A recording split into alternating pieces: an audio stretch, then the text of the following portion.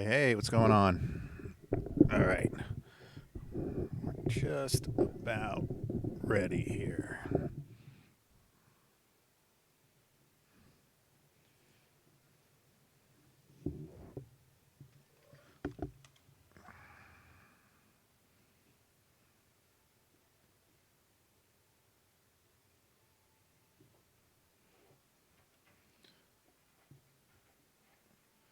All right, let me full screen this puppy.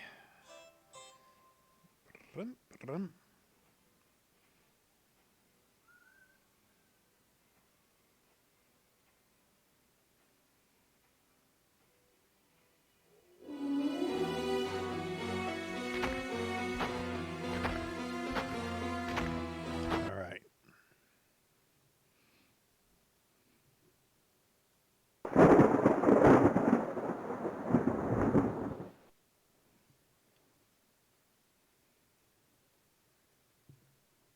Whoa, gotta watch out. Sharp, pointy stick in here. How's it going?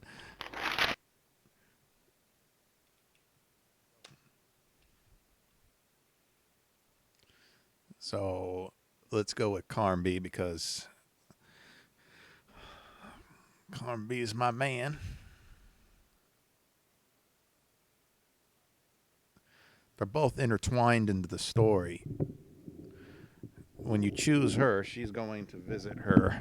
I think it was her uncle who commits suicide house. And if you choose Carnby, she hires you to go. On my door, a dull brass plate says Private Detective. The few friends I have call me Carnby. The others call me the Reptile. I don't care to think what my banker calls me. These days, I leave my letters unopened. Bills and threats to send in the receivers just ruin my day. When an antique dealer called Gloria Allen contacted me, I slipped into my best shirt, holstered my .38, and got to her shop as fast as I could. I was expecting something sordid. Blackmail, probably. Yeah, I do play a lot of good old games. Uh, I wanted to. I have. I generally I play on Wednesday. I'm gonna start doing more of the retro stuff on Wednesday. But to on Tuesday, I kind of want since Alone in the Dark is pretty big. I mean, as far as there's the three games, and then I have the old remake as well. That when I was a kid, teenager, I suppose, I was never able to beat that game. I got stuck in one part, and I never beat it. So I want to go back and beat it. But I figure let's go back and start from the roots and go from there.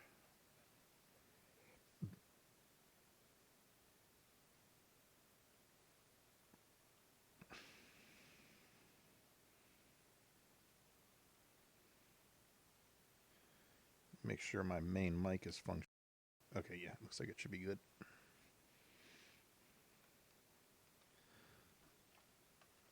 This is one of my favorites from back in the day, especially this version.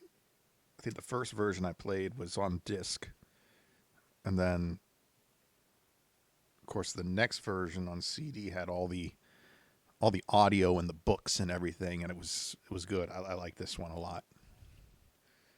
Boy, was I wrong. What I was asked to do was visit a property called Derceto and find a piano in the loft. It was an old piano with secret drawers. The kind people who buy stuff in antique stores go crazy over. The Derceto house is supposed to be piled high with classy junk. Furniture, books, paintings. It looked like whoever owned Derceto was about to get cleaned out. I was going to bring up the subject of money when Gloria Allen handed me $150 and a key. I kept myself from grinning at the thought of my banker's surprise. He doesn't like his victims getting away. I looked over a copy of the police report. The former owner of Derceto, a guy called Jay Hartwood, had hanged himself in the loft. The coroner concluded it was a clear-cut case of suicide. I promised Gloria Allen I'd give the place a look over. Oh, yeah. This was one of the earliest games to use models, polygons, as you'll see, as you'll see when we get into the gameplay. Definitely one of the earliest ones. Definitely pure DOS game. It didn't have a Windows version for Windows 95 or anything. That was before then. So you are looking at, if I had to guess, let's say 96-ish or so. I can actually look it up real quick. Give you the exact.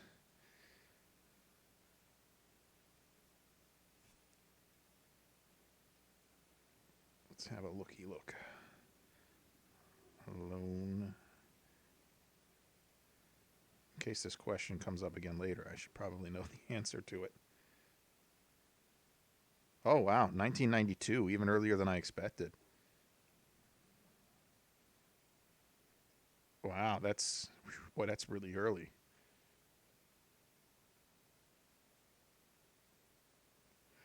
'95, yeah. This is probably the re-release that had the audio on the CD, but the original on discs was earlier than that. The first one did not have all these voiceovers and stuff, and it really does change the game quite a bit. It's much more enjoyable with the voiceovers. My report will be ready in a couple of days. I've been reading up on the history of the old house. It's the kind of place ghosts run away from in terror. Grisly murders, curses, lunacy. Luckily, devil worship makes me smile, so this is my idea of a paid vacation.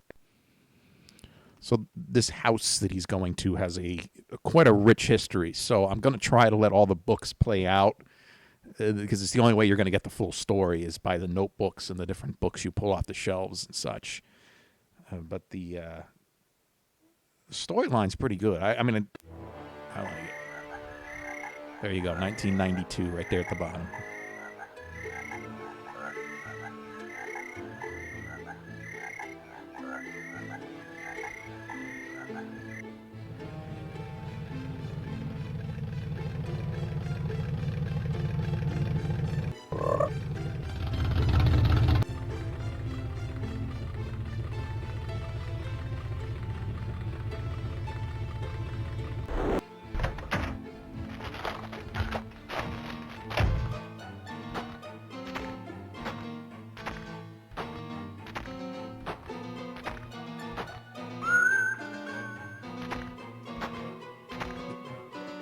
This was the first of its genre.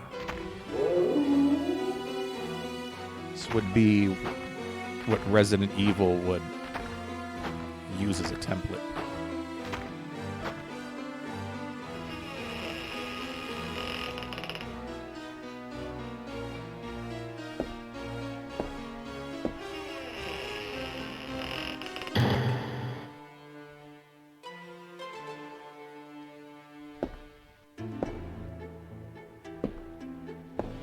Now, if I just go through this and play this as I remember, I'll fall into very few of the traps.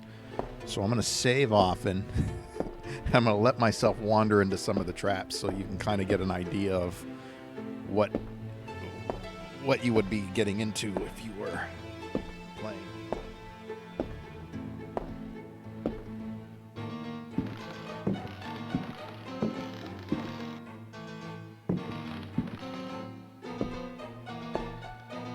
I remember my friend's brother was was poking fun at this game because it looked terrible, you know? But he didn't really understand the gravity of the fact that these characters were this way rather than being sprites.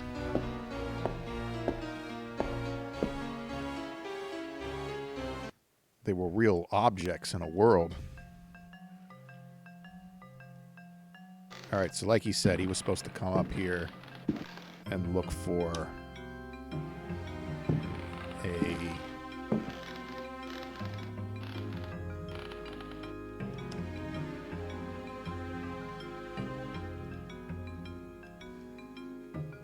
Looks like I must have played this at least since I got it on GOG.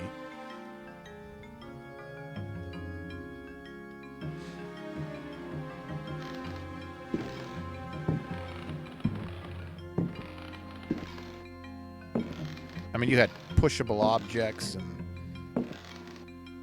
that sort of stuff.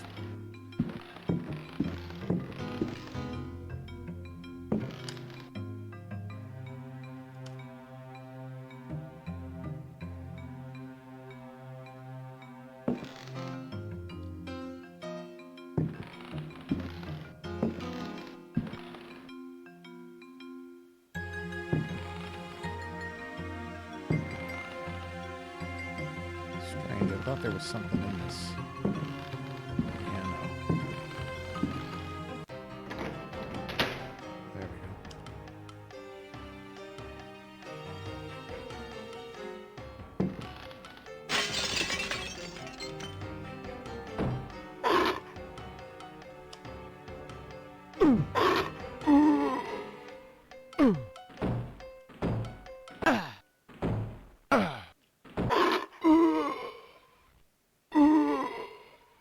Oh, jeez.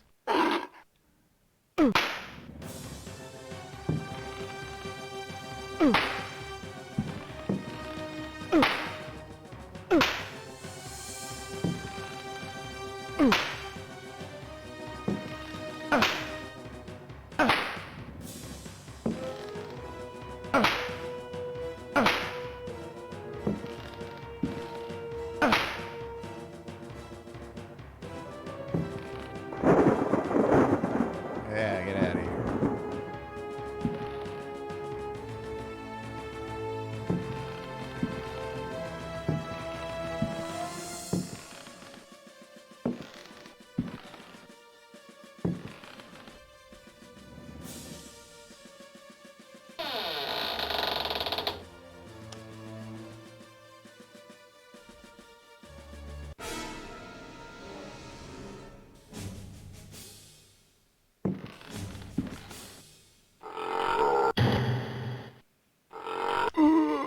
Right. Forgot I have to switch to fight.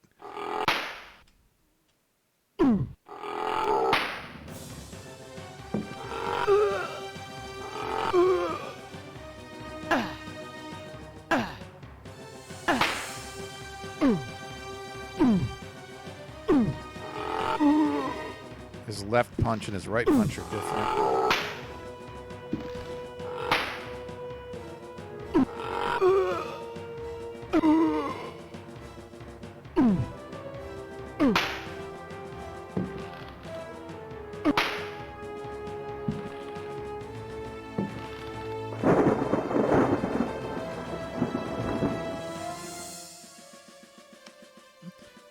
See, now I only have 9 health. So let me show you how you would normally do this. Remember, I'd show you how the kind of the crap went, but let me show you how you would really do this after you know what you're doing. So the first thing we're going to do is we're going to come over here and we're going to go into push.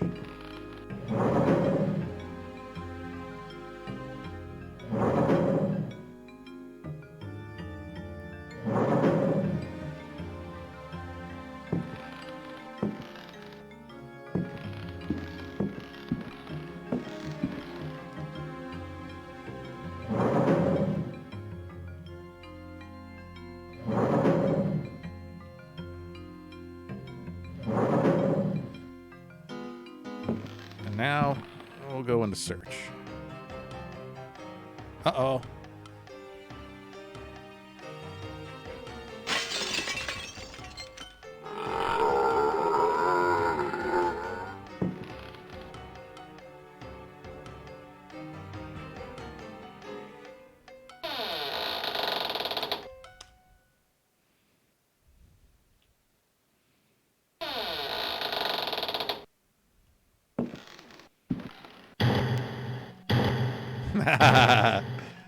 That's right.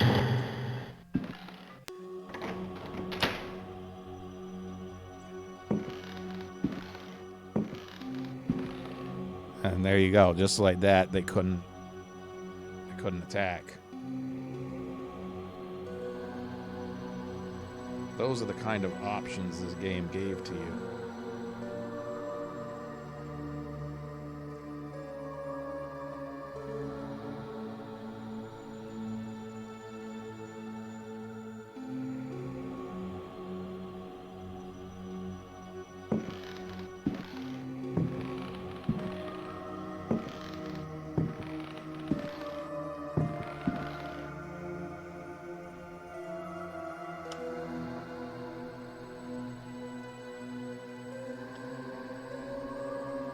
All right, let's take a look at some of this stuff. They are coming! I have freed hellish forces, and now the price must be paid. Derceto is the prey of evil. The sun has set. They will find my body, but will not have my soul. I can imagine the master's fury and the terror in the hearts of his slaves. I hear their footsteps. Some may understand what I have done. May God forgive me. Farewell, Jeremy Hartwood.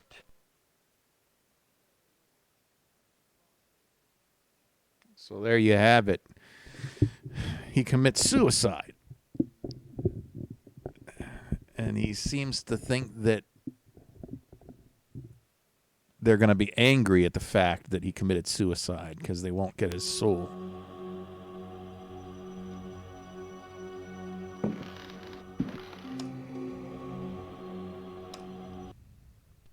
Fragment of the Myth of the Golden Fleece. Translation, Edouard de Villeban. Hesperides Publications. Then Perseus came across Ichios, who had been turned into stone.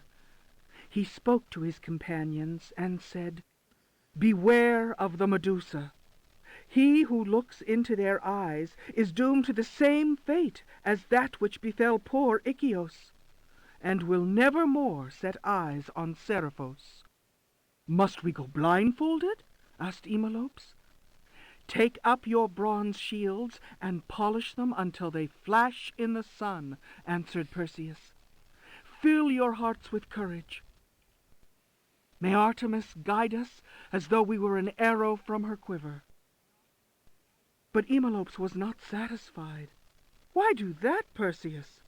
Is 3 inches of sharpened metal not enough to destroy these accursed creatures?" Then Perseus drew his sword, which shone and glittered in the sun, and with it he dazzled Eumolpus. "Now what can you see?" the companions of Zeus' sons laughed. "Let us set to work, so that our shields may shine like mirrors."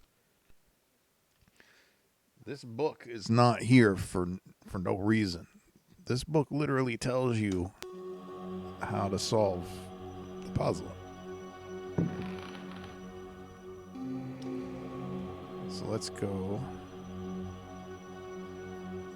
with stream 2. And I'm just going to alternate between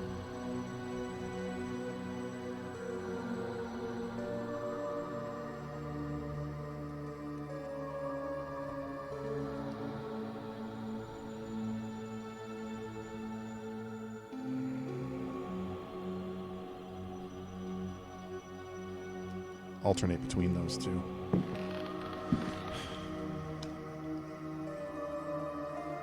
So let's see. We have this one. Love that.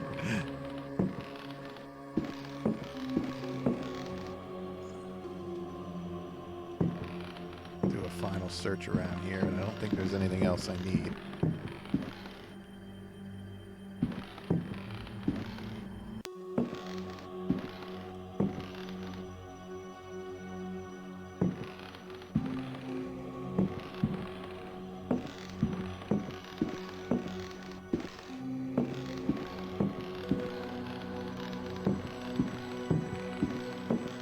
See, again, because of the way this game was built with models and stuff.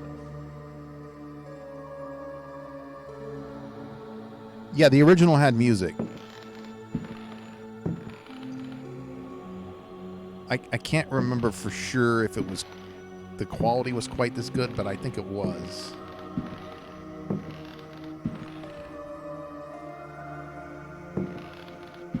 At least close.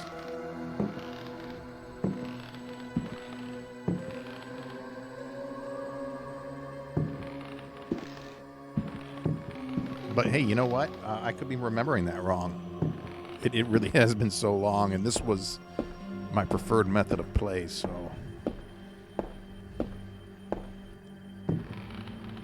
This game really made atmosphere.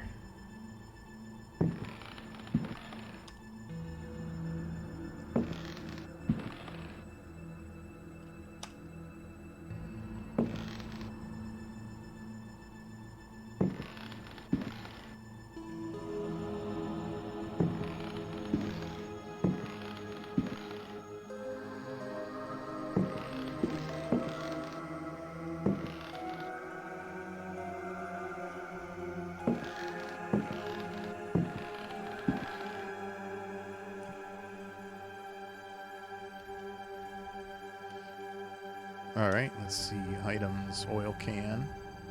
Let's use this. The lamp is full. So now we have an empty oil can.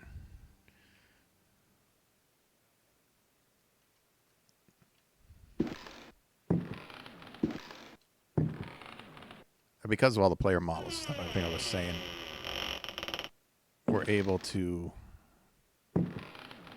do things like throw canisters and that sort of thing.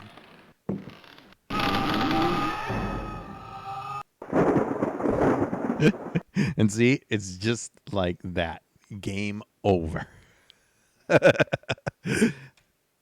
That's one of those things I would have normally avoided, but I figured you'd want to see.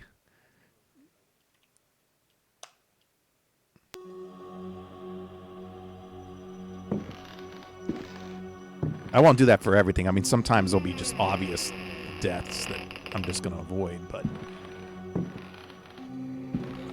Yeah, the old trap there. Let's get in here. I'm not even sure if I have to use the open button for that.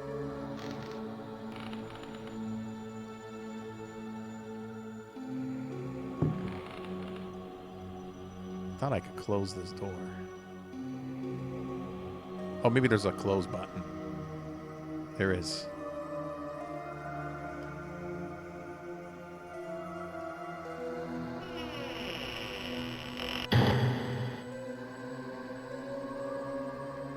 So let's see, we got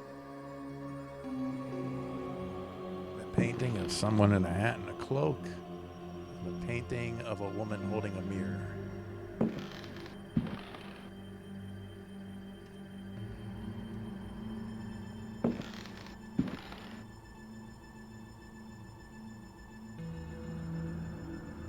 Nothing important.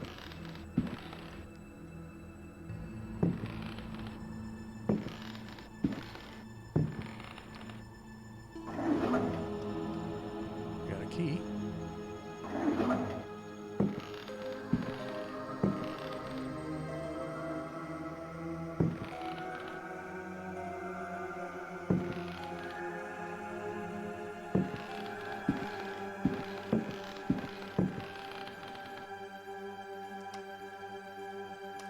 So they're just teaching you kind of the stuff, I guess. A cavalry sword.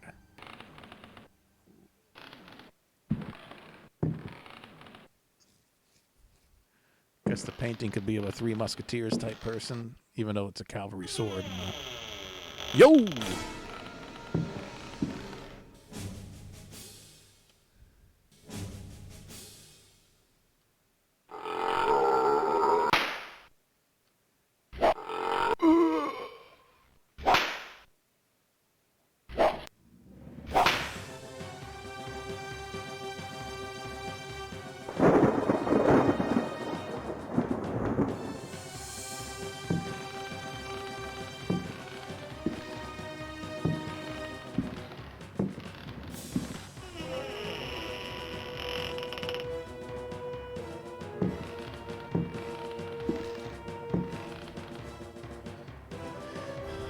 I kept Jeremy's letter on me so that whenever he gets back, he can listen to it. It's kind of a big story point. All right, so what do we have here? Let's do... does this have ammo? It's got 4 rounds in it. Let's do open and search. Nothing important. Oh, snap. As the kids say.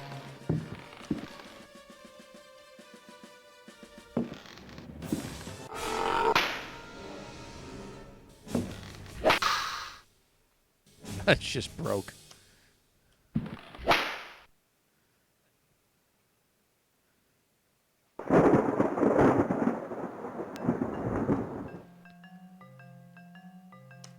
There's that music.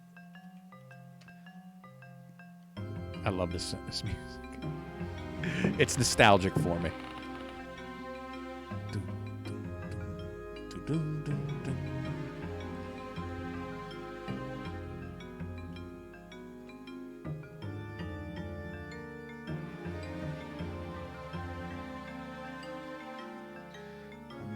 Game that was about a haunted house RPG with a party of characters.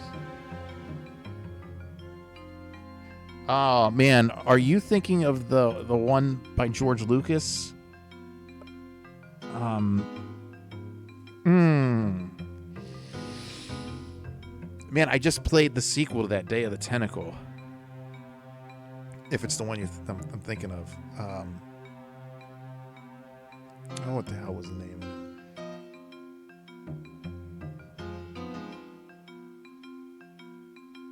it? That's going to drive me crazy now. I can't think of it. The Day of the Tentacle, I believe, was the sequel to it. Maniac Mansion. I think that might be what you're thinking of.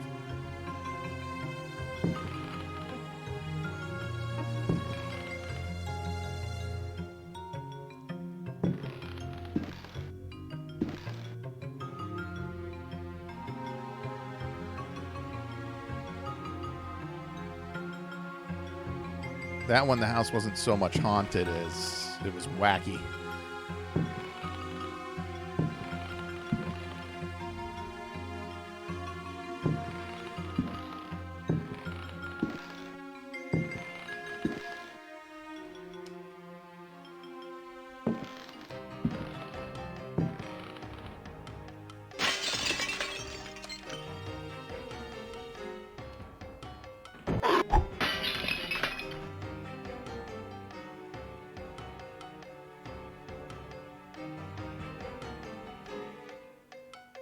Oh, key. Damn it, get out of my way.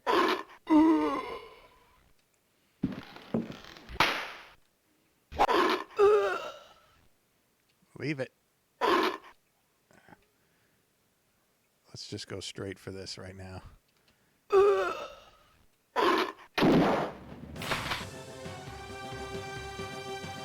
Ooh, that was a little close.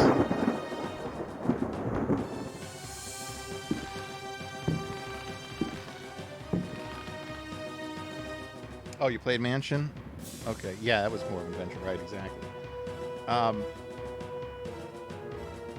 There was the video one. It was like The Seventh Guest. Maybe. Seventh Guest or The 11th Hour. I don't remember what order those two games were in.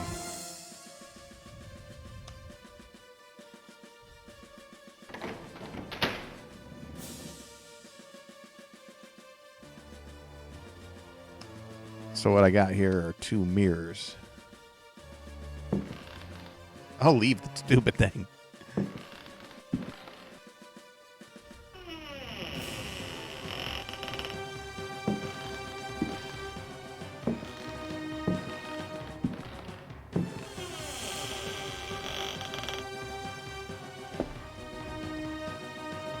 I'm always concerned about zombies just showing up out of nowhere. Let's just close the door and make sure. Because the music's still going, makes me think there's still something going to happen.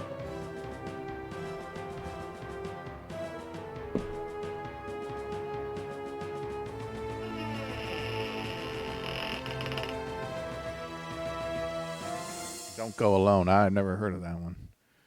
Take this.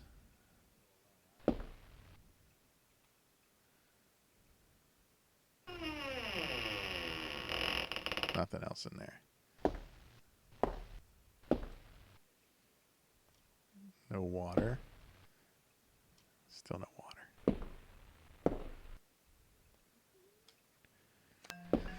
Well, we got a first aid kit, so let's take a look. Now we have an empty first aid kit. Well, we can use it to throw. Ah, I got a flask of alcohol. Nothing heals you up like that. Ah.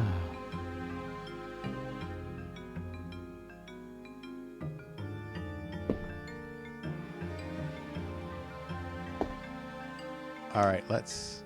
Since you're back, Eric, I'm going to toss up here an early note I found. They are coming! I have freed hellish forces, and now the price must be paid. Derceto is the prey of evil. The sun has set. They will find my body, but will not have my soul. I can imagine the master's fury and the terror in the hearts of his slaves. I hear their footsteps. Some may understand what I have done. May God forgive me. Farewell, Jeremy Hartwood. So he kills himself so that the master can't have his soul. And he thinks that's going to make him angry and his minions upset. How much health do I have now?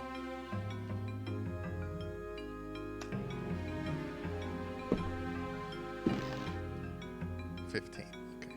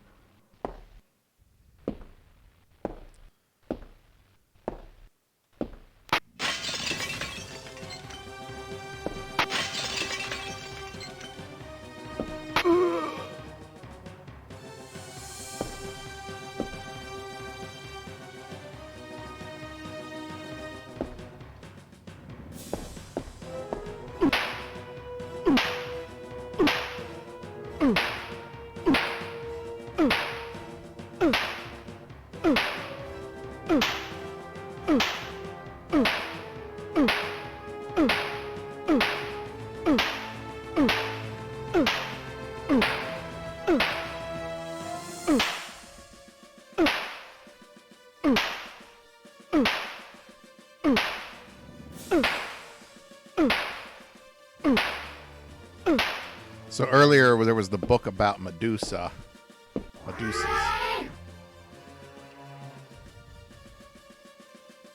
You're right, they did break the mirrors. I've never I don't think I've ever had them on me before, so I never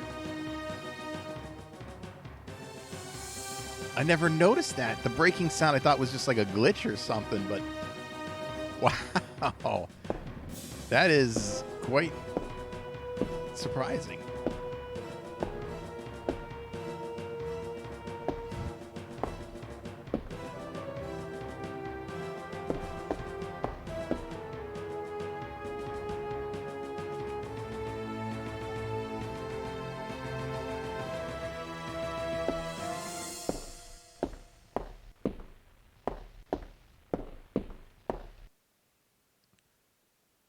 So between the storybook talking about it and the painting, now see, they won't work. So you've already gone and killed yourself at this point.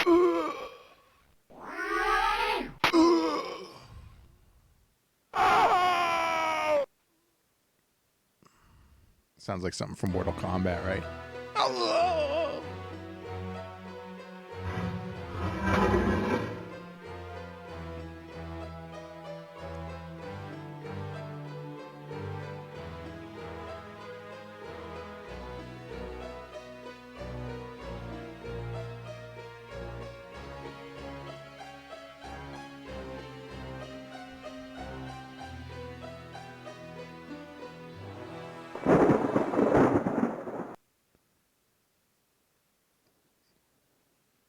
And now the enemy rises and yada yada. So, okay.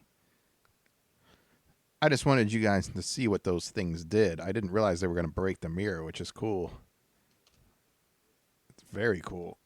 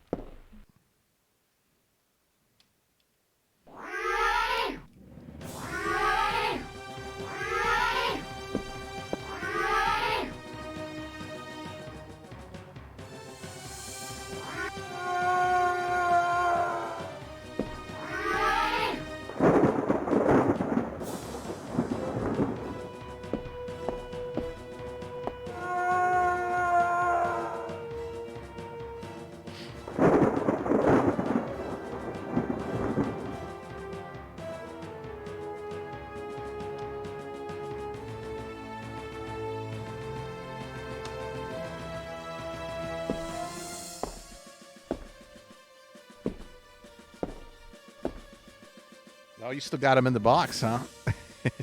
Hey, maybe you can answer this question for us, critic.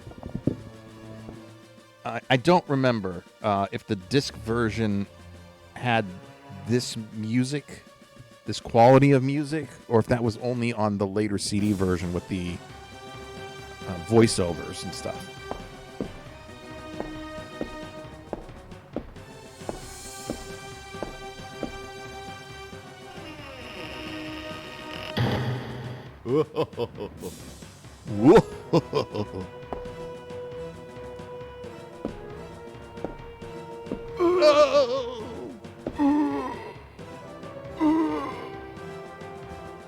Oh man, he really slays you quick.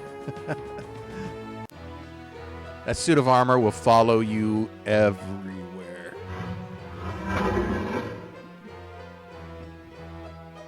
Okay, we've already seen this, so...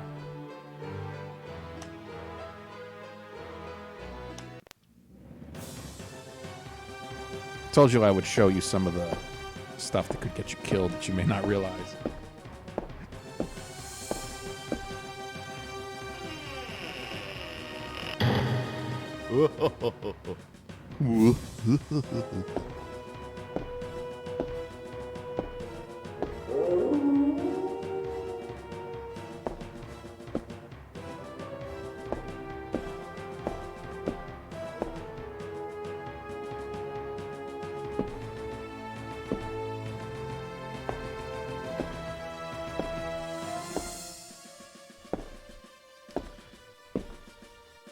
Well, since this is where we came in, we'll just leave, right?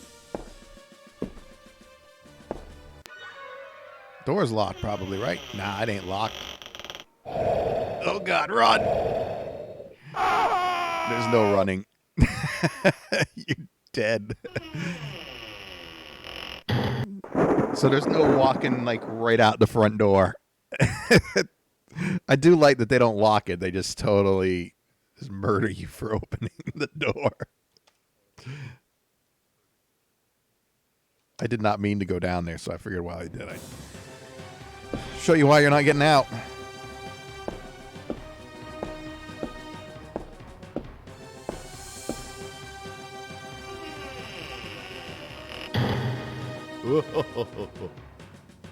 there you go, Sharp. It probably did not have this level of music.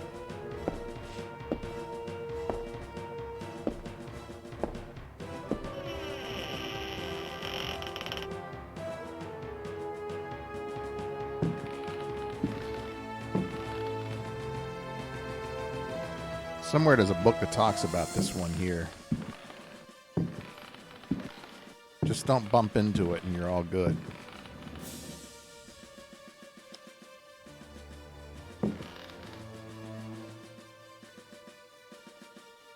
Photograph with Jeremy and his niece.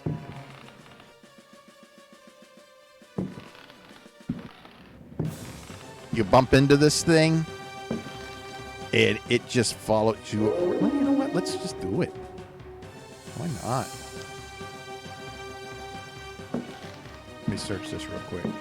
Can't remember if there was anything in here. Okay, there is. And we'll need those.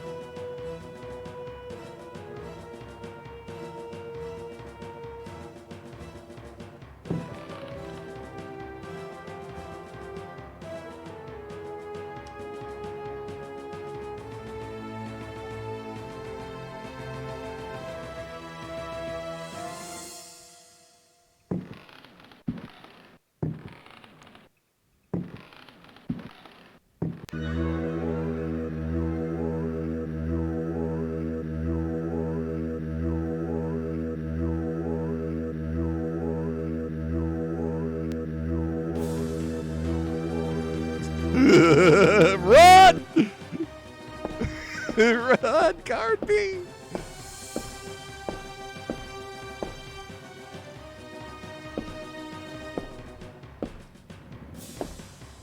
That's like this is like the scariest thing in the whole game is the person who's not a person.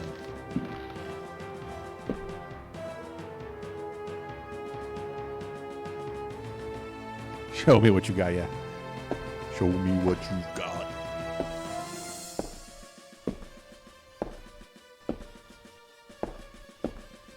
There are so many different kinds of spirits in this house.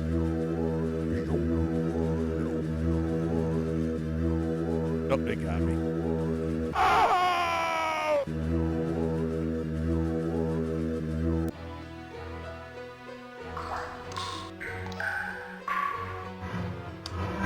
Yep, and then the zombie drags me in there.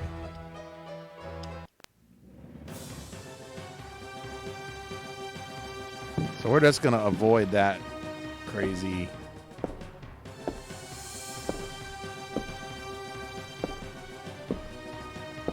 Can't remember what Jeremy calls it, but we'll find the notebook that tells us that.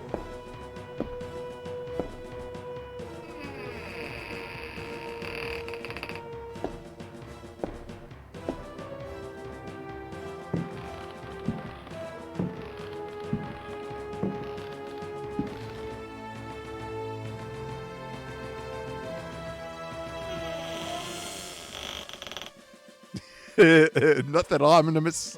Excuse me. Nothing ominous about that.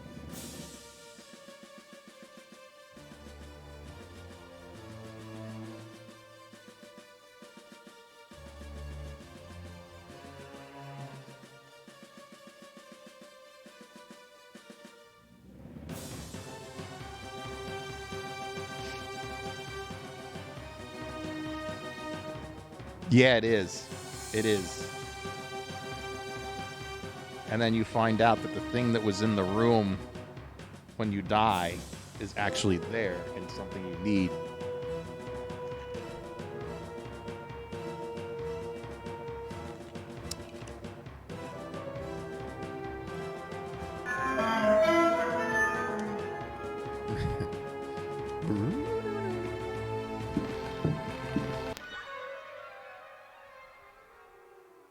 Okay.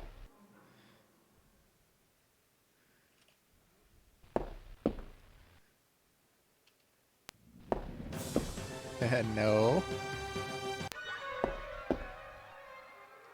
Oh God. Oh God. It's gonna hit me.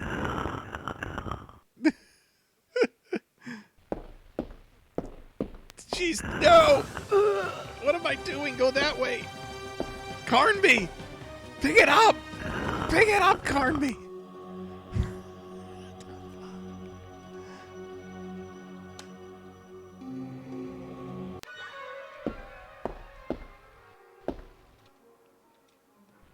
Run!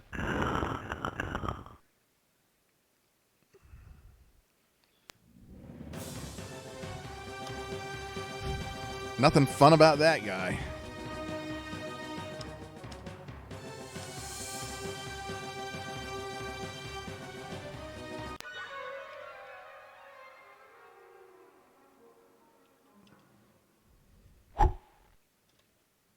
Oh, jeez. Whoops.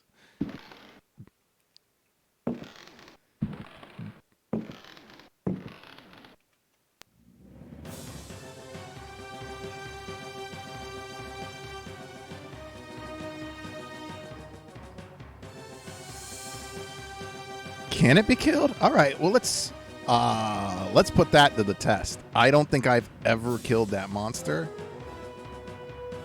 I've always avoided it, but you know, maybe. Here's what we'll do.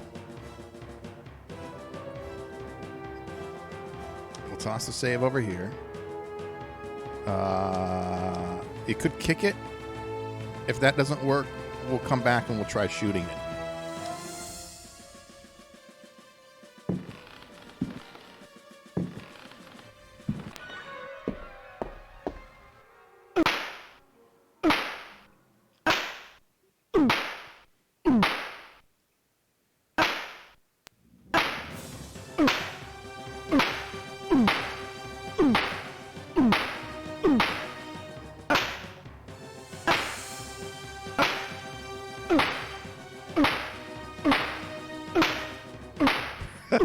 Go get him, Carnby! You're a brawler!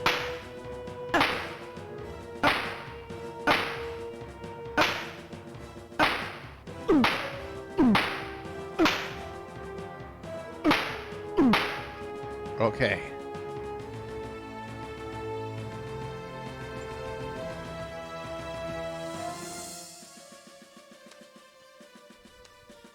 All right.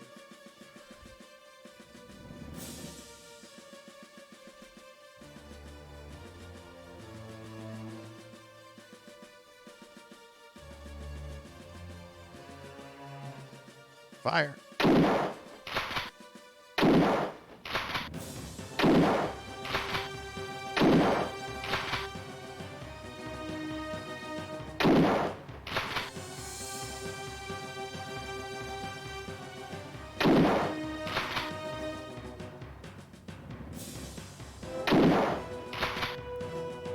Somebody get me the Mario Brothers.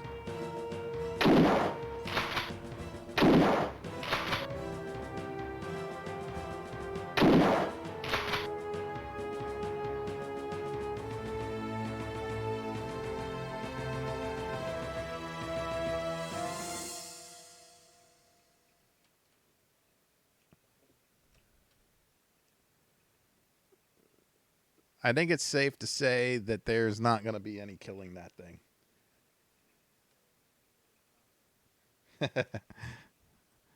But it's good to know it can be attacked, because then you can go in there and kind of smack it, do what you need to do, and get out.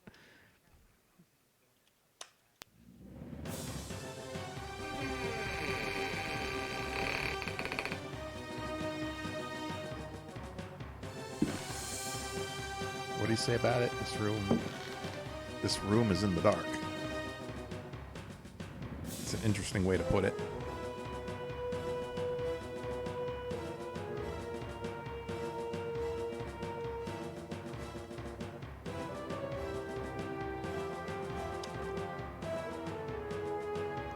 What? I thought I filled that already.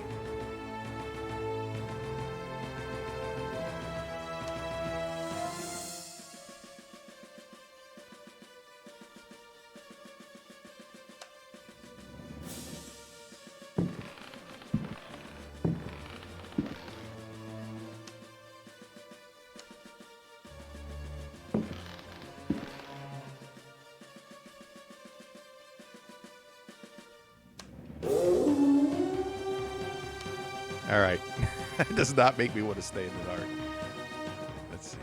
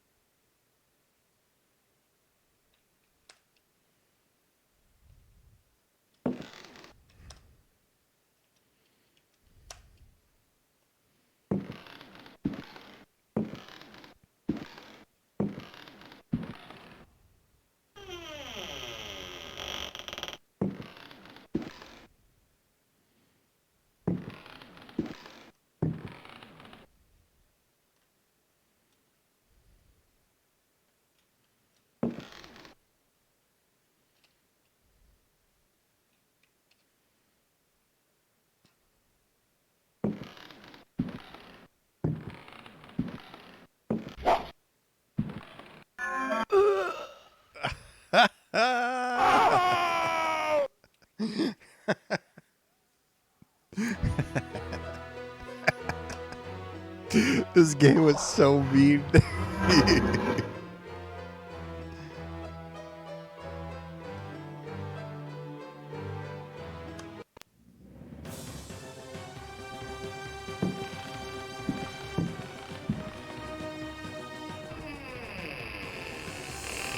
By this time in the game, you're afraid of everything.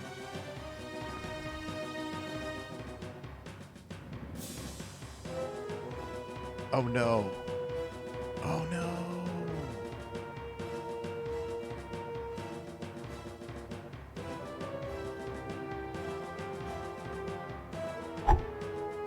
Just leave that thing there.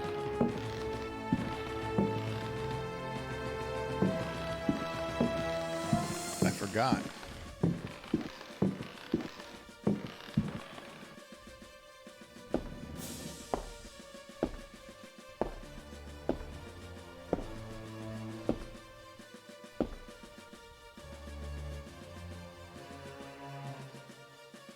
How to defeat a suit of armor.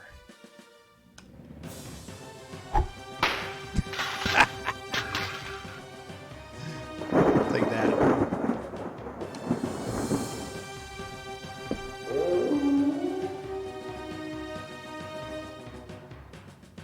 That is correct. I have to go get it. I forgot to grab it.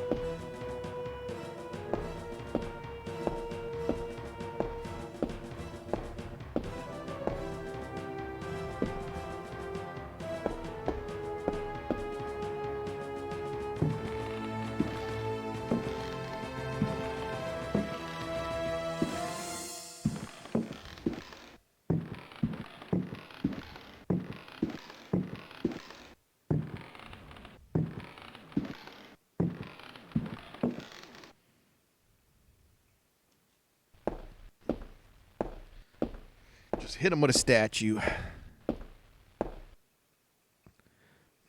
And oh, look at that. Thing's rocking all by itself.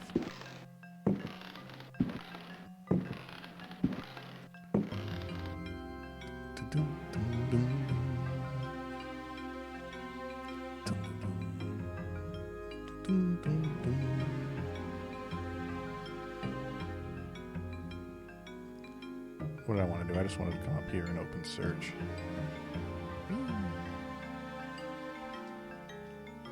Nothing there. As I remember. Oop, there's the book I was through before.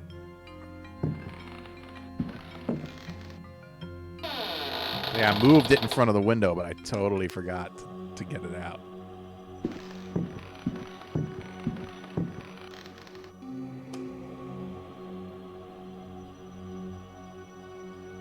An old Indian cover. Let's read the book. Forgot to read it. A Brightness from Afar by Lord Boleskine, an account of his celebrated voyage to New England, 1824, Alistair Publications, Cambridge. Following a splendid journey, the sunny harbour came into sight. The locals were much impressed with one's arrival in their midst. One had time to sketch several of them and notice signs of degeneracy. Some children showed one their queer hands that would inspire uneasiness. This is the book where the guy continuously refers to himself as one.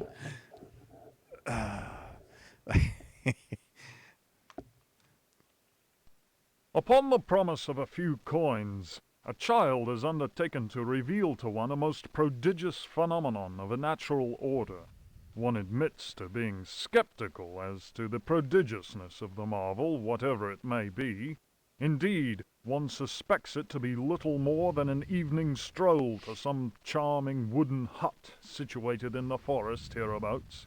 One will nonetheless go, for it is always well to submit to such local enthusiasms.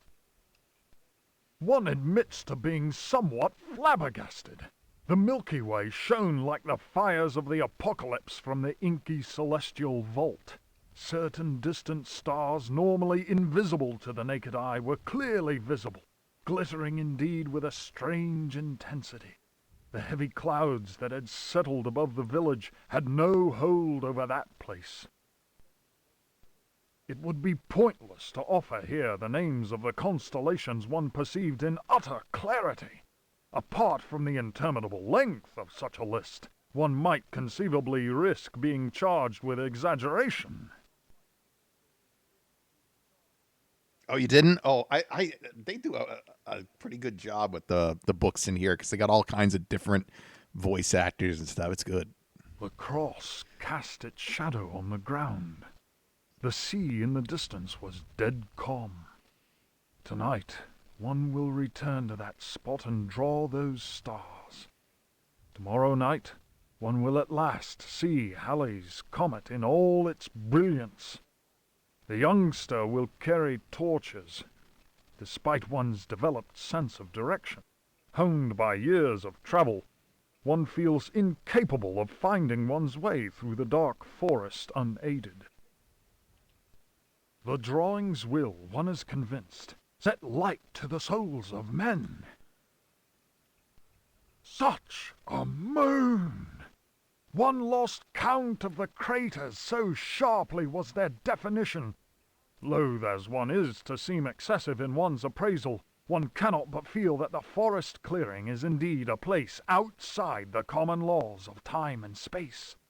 Surely it is not an hallucination. How strange to consider that idle conversation, some research in the British Museum, and a voyage to this backward village should culminate in so astounding a discovery. It may be that others have noticed the extraordinary nature of that place. How else could one explain the presence of that cross?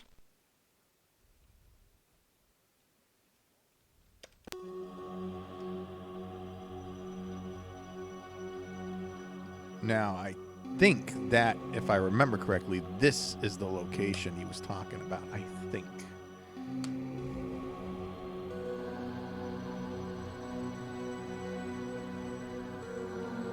This is what I think in your book.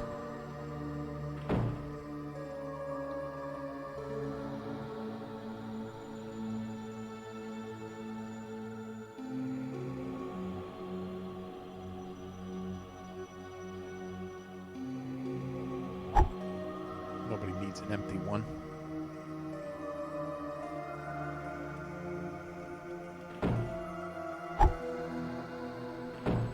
Hey. Get out of here.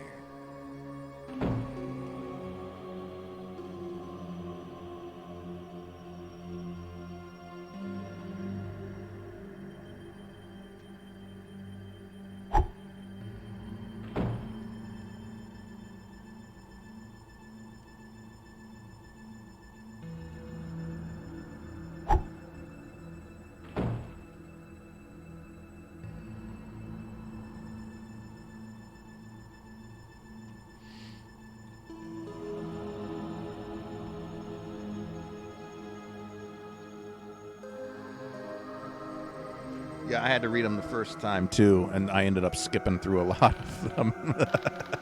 I'm not gonna lie. I was much younger too, so it was like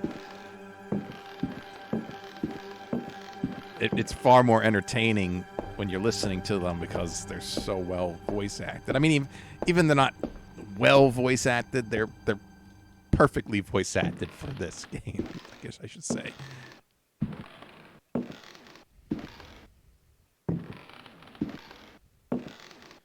No, this way.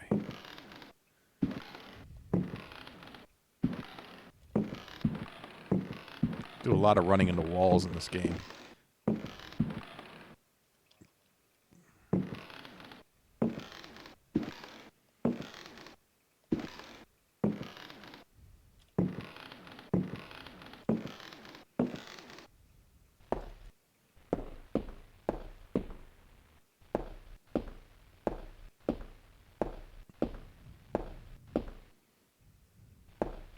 Even with purposely falling into traps, I'm actually making pretty quick work of this. I'm not sure if I need to go in here yet or not.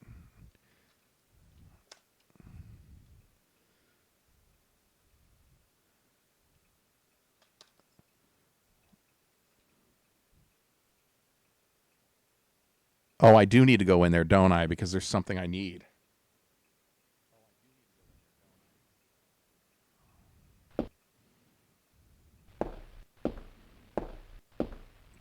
Well, I guess we can go this way first. Is this the dining room? I think the dining room. I think I go in here, right?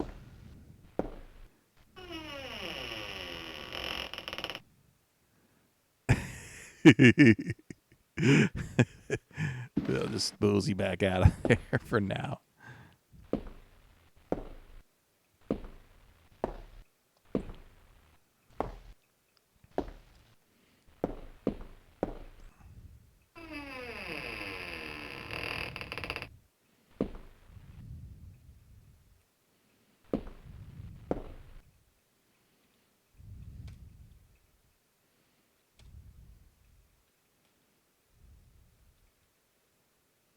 Yuck. Oh, boy, that was fast. Couldn't even read it. Yuck. Some human flesh.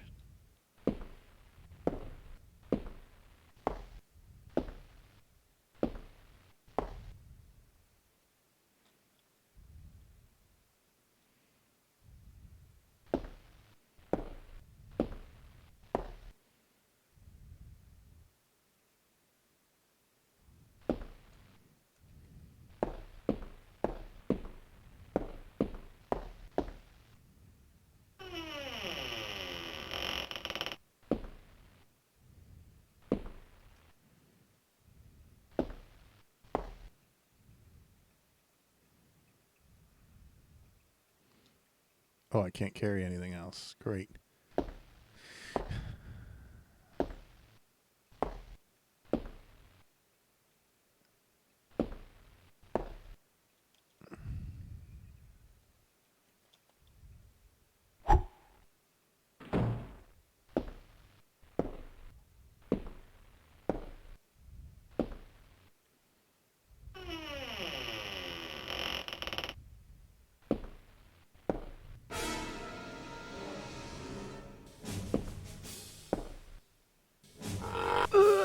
Whoa, what?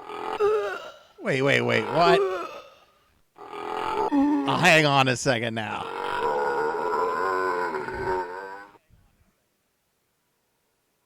Did he just glitch me at me? You bastard.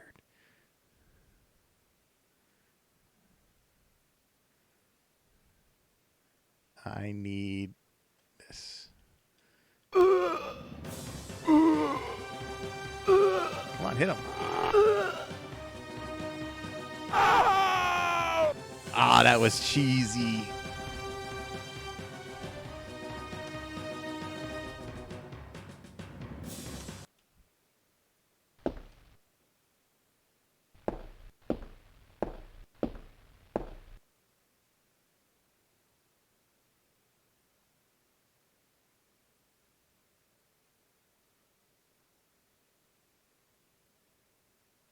Hey, now I'm not that old yet.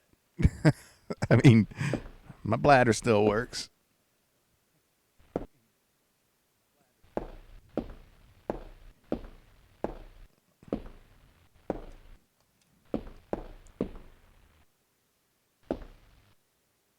Yeah, soon. Yeah. Looking forward to every birthday from now on. Thank you.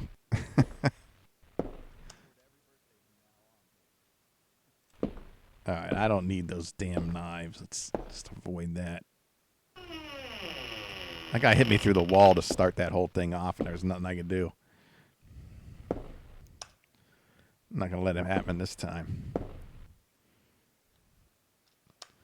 I mean, like, I even knew he was coming. Box of biscuits.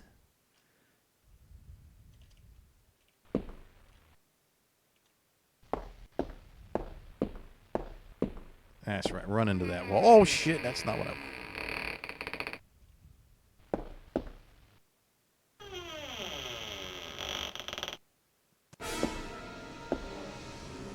I can't carry anything else. He's coming. He's coming for me.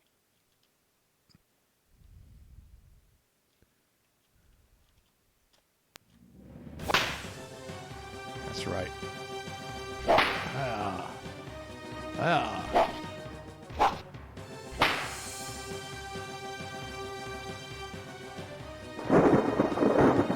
Jerk.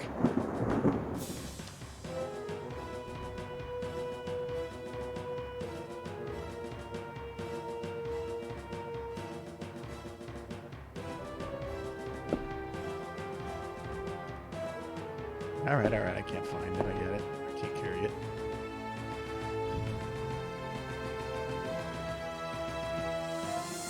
Couldn't remember if that mouse hole had anything to do with anything.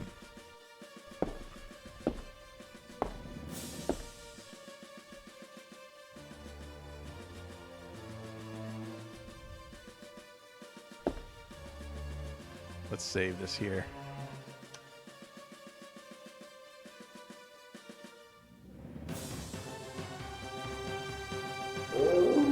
Beat him to death with the biscuit box.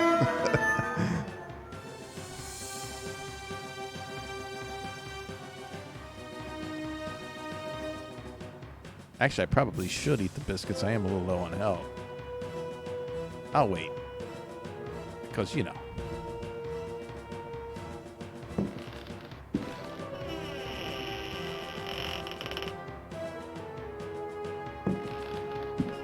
Now, I've never known...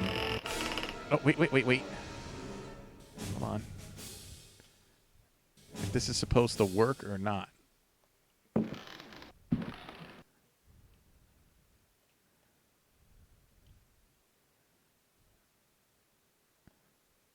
Come on, where am I supposed to put this thing? Is it on the end of the table? I'm pretty sure that this is what you're supposed to do. Okay. Yeah, it did. It seated them all. Is he going for a chair? Wow, he went for a chair.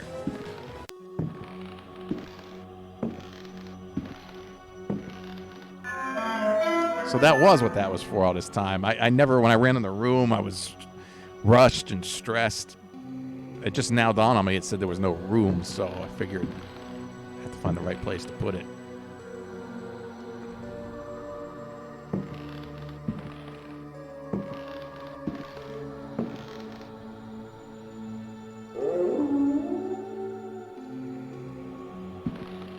So what happens now if I just start wailing on him? Are they just going to sit there and take it?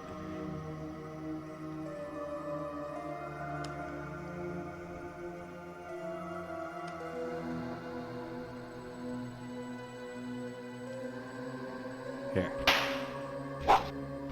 Oh, that one's getting up. Oh, he hit me.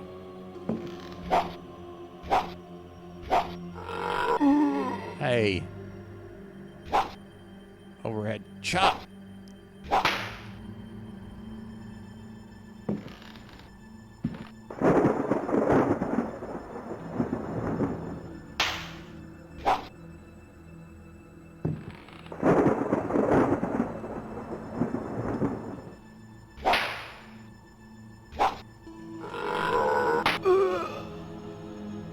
Ah.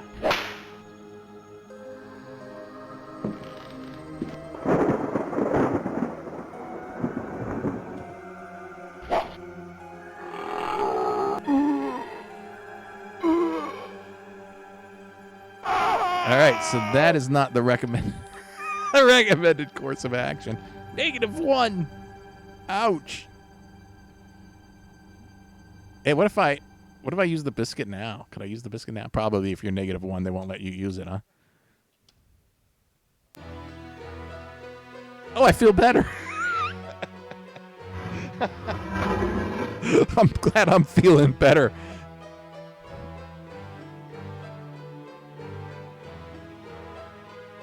Now I'm just playing dead. This is how you get in the room. You see, you just fake your death. Eat your biscuits. Oh shit! What the fuck? I've never seen that before. I went and messed up the game. That's just a little preview of things to come there, I guess. Whoops.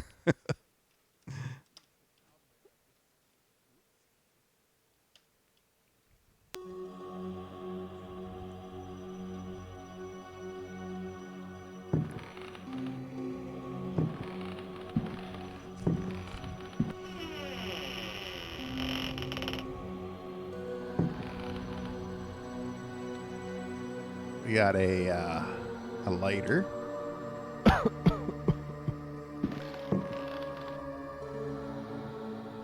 That did a pretty decent amount of damage.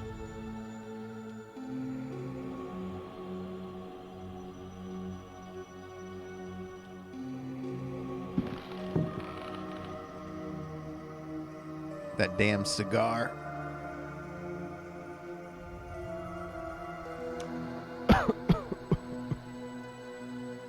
Did it work? It didn't work.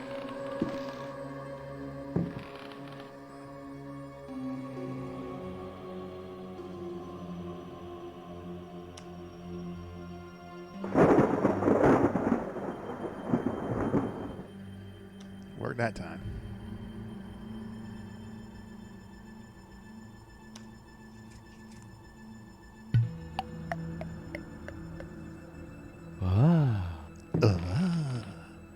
Oh yeah, that's the good stuff there.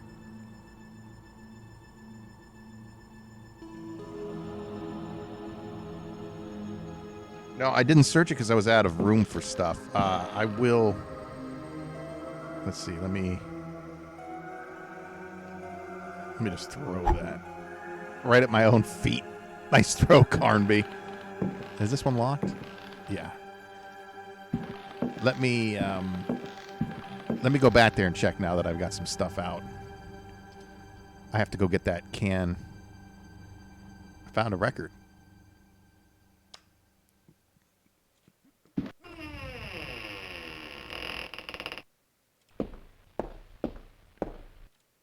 I found a record.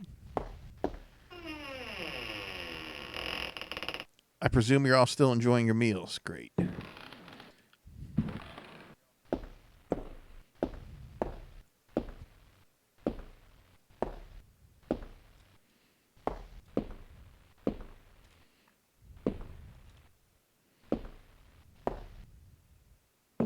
Oops, wrong door.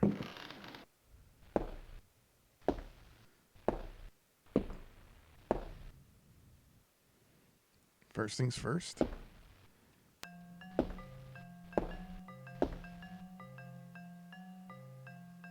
Yeah, the box of shoes, right? And what was in the box of shoes? That's right. I kept thinking the revolver was in the kitchen.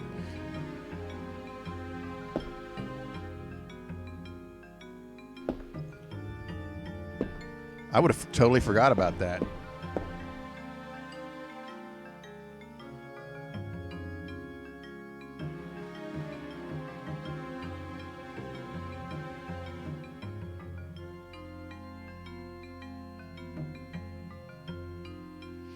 Oh, Eric, what happened was after I died, I took the food and I felt better. So the game thought I had health. So when they dragged me to my death area, it thought I had health. So everything in that room was attacking me.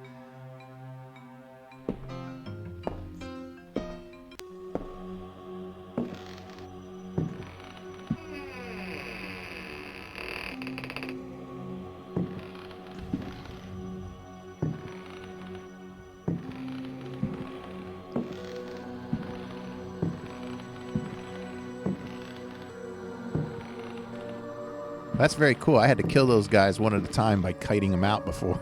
All right, let's do a save because I feel like I haven't done it in a little while.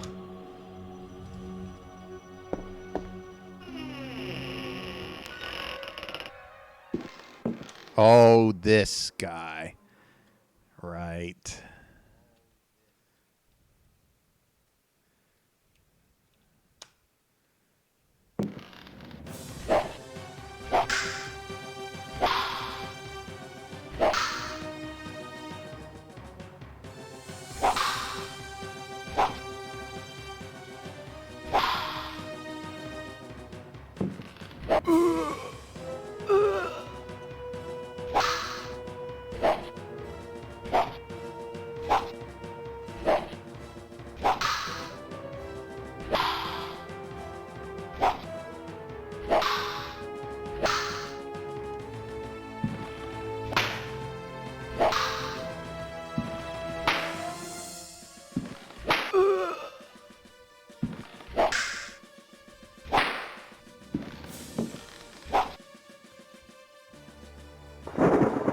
It's actually harder than it looks.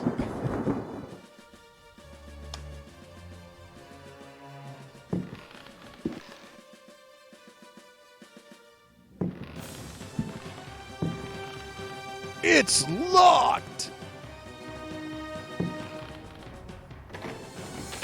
It's not locked!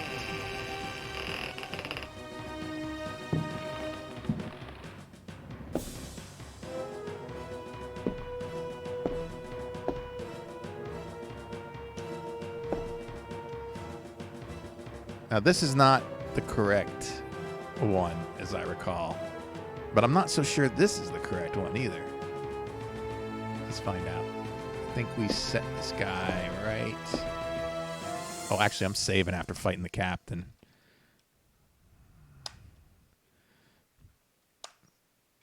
Let's see. Let's put...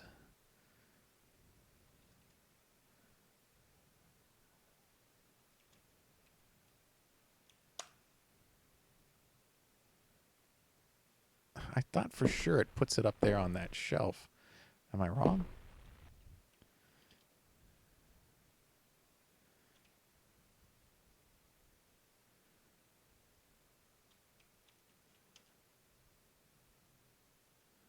Guess I'm wrong.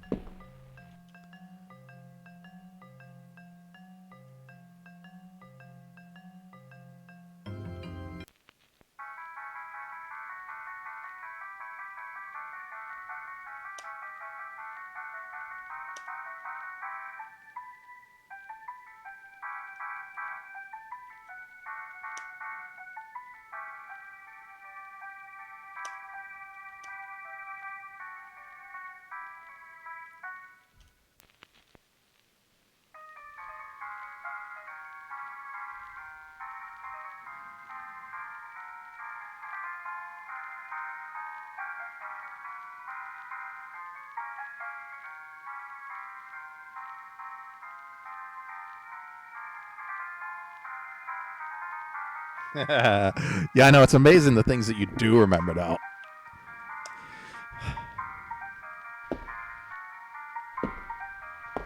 It's not the right song either. And I think it says it down there, not the right song. I don't particularly like this one.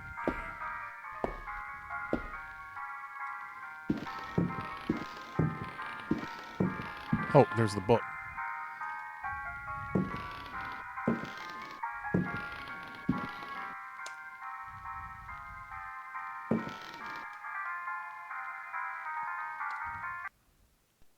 Daemonia Particularis, Signs and Rituals, by Heinrich Cassel, Ring Publications. All right. I'll be right back. I got to pause for just a second.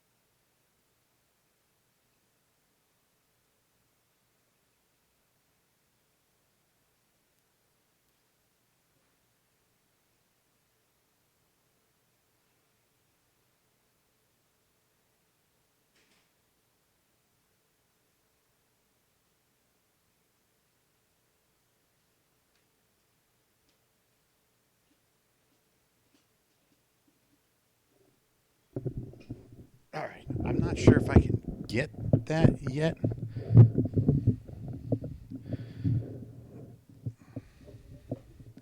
There might be a different key I have to get. I can't remember for sure.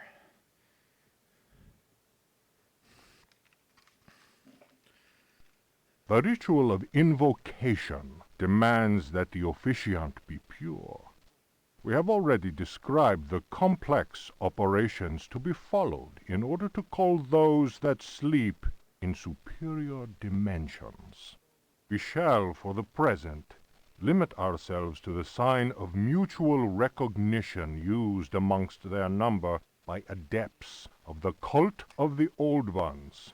The sign also serves as protection when in the presence of a servant of evil. The sign resembles a blessing, save that the first and little fingers are both folded beneath the thumb, whilst the second and third fingers are held up. It would appear that this sign has no effect on adepts of a certain rank with knowledge of particular secrets contained in the Corpus Demonicus. The use of such signs is not without considerable risk to the user during any attempt to call upon those from without.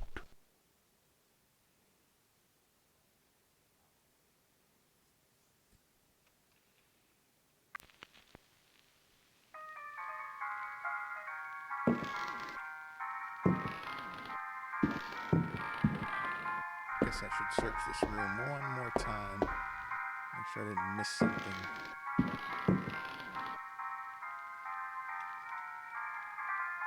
No, there was no other place to search here.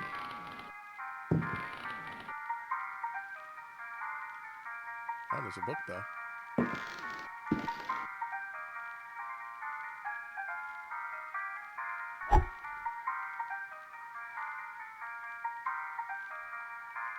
We don't need the Blue Dawn, you leave.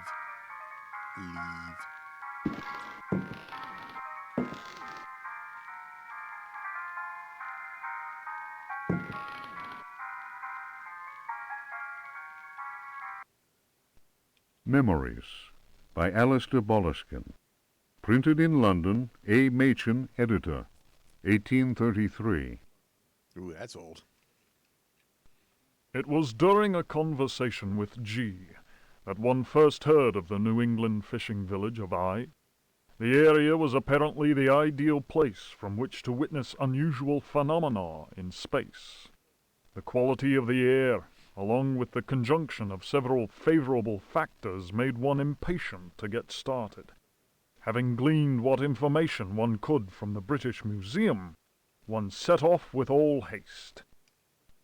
One's work on space and comets in particular had met with a warm response, and one thought it judicious to include several original sketches of the phenomenon, sketches which one felt were sure to arouse a great deal of keen interest in the scientific circles of 1834. One refers naturally to the passage of Halley's comet. So we're listening to a book by the same guy. Editor's note. Lord Boleskine's memoirs end at this point. Who knows what extraordinary contributions he might still have made had he not succumbed during his visit to New England to dementia, followed by an early death in St. Andrew's Hospital. So after visiting here from his other book, he went mad. Interesting.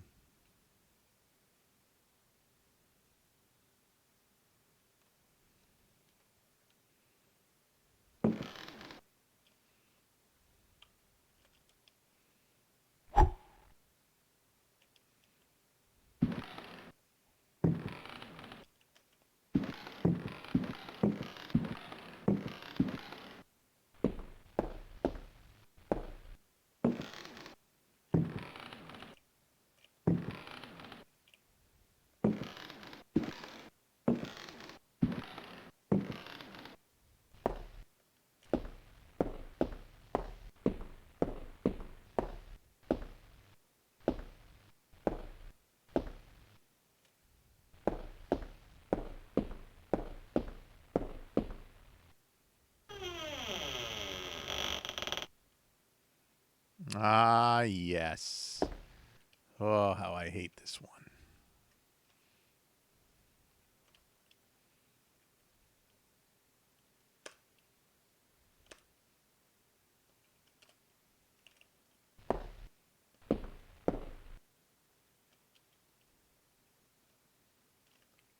Oh, are you kidding me?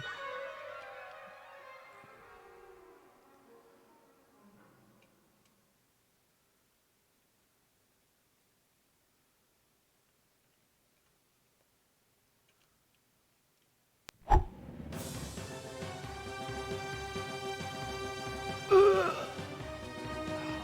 on.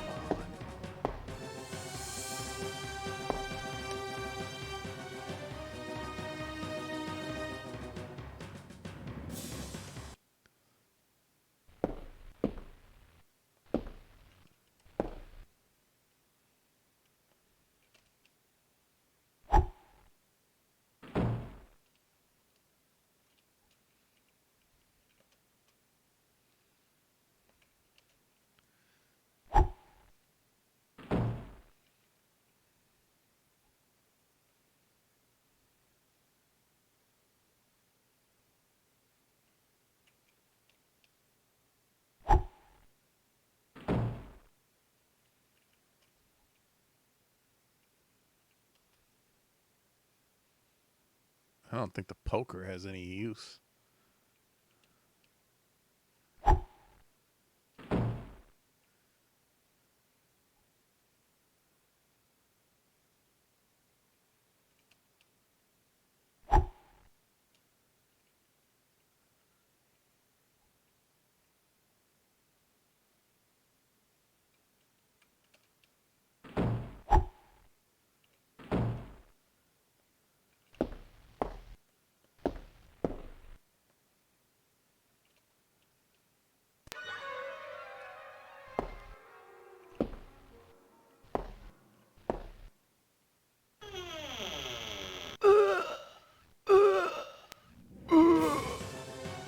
Oh, wow. Didn't know, didn't know it was going to take that long to get out that door. Shoot. Oh, now it lands at my feet. Great.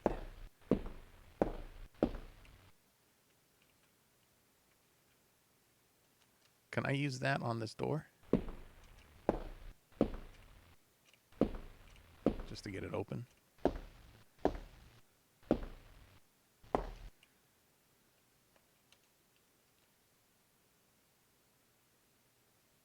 Would appear not. Would appear not.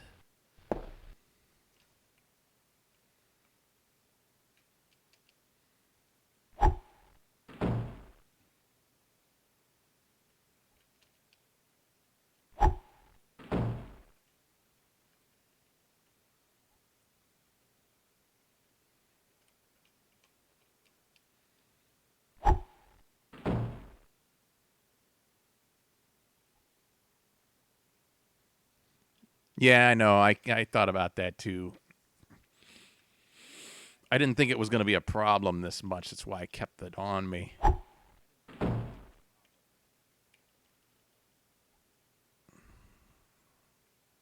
Just so I wouldn't have to pick it up to put the disc on it again.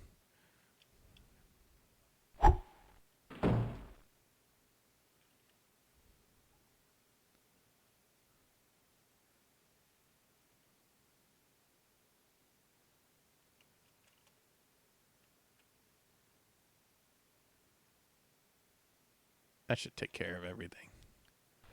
Probably don't really need the matches either, but...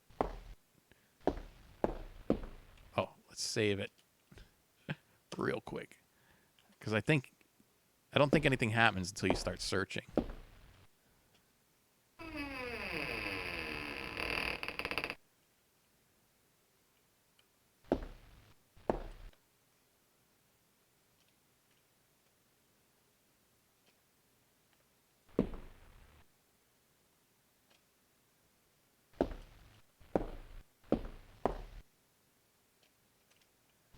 Just want to be sure there's nothing else in here. I don't remember anything else being in here, but...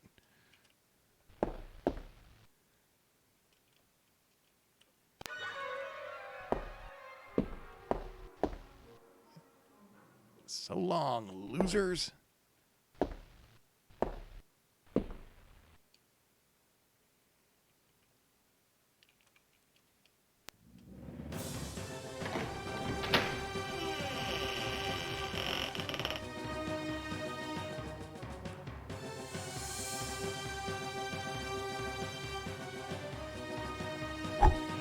key, too.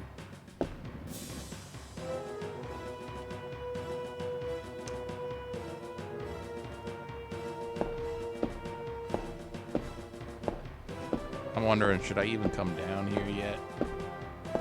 I got everything I need to take care of that upstairs part. Let me go do that first.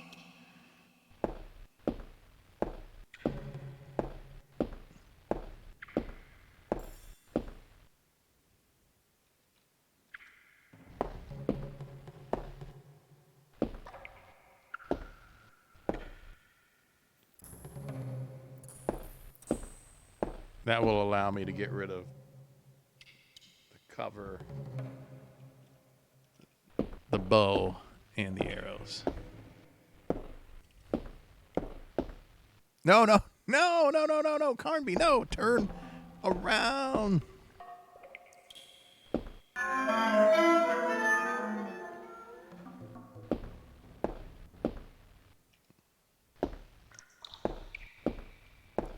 I like how it still thinks I'm in the basement.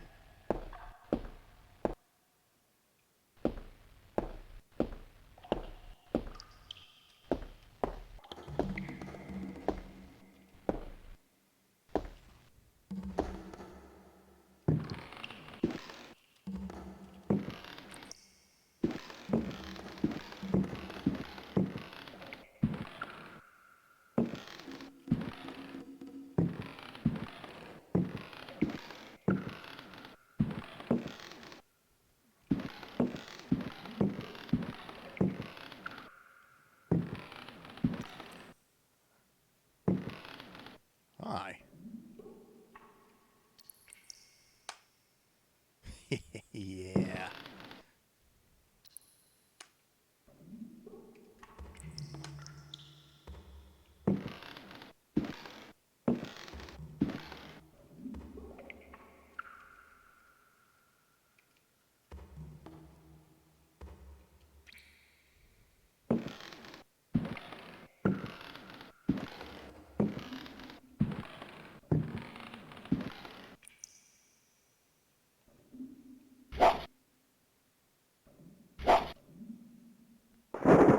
That's a direct hit.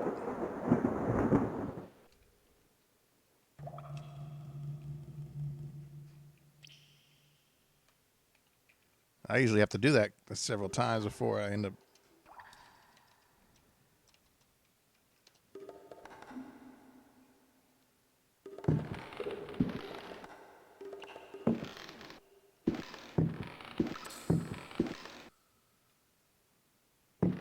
That one almost looked like people looking in there, didn't it?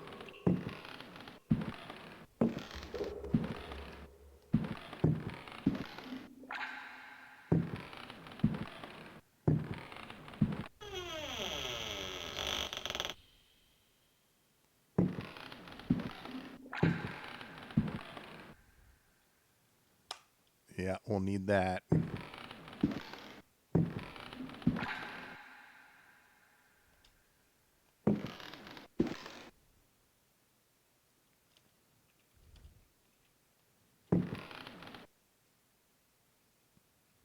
Come on, there was something with the clock.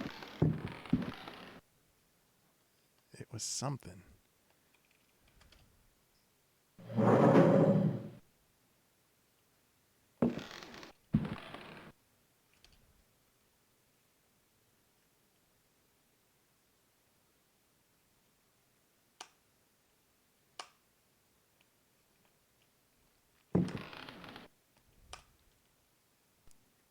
The Creatures of Night by Hubertus the Bald, translated from Latin by his brother in prayer, Fratre Johann Marcus. Of monstrosity. You who read me know that night engenders monsters, and that night creatures exist. The accursed book of Abdul al-Hazred is clear on this matter. That is not dead which can eternal lie. Unhappy he who knows that book. Unhappy he whose eyes alight upon that foulest of texts. Unhappy he who implores the standing stones. for he will free the powers of darkness. Of the pit. Stagnant waters are like the memory of men. Beneath the surface calm, clawed beasts await, and are known to initiates as the Deep Ones.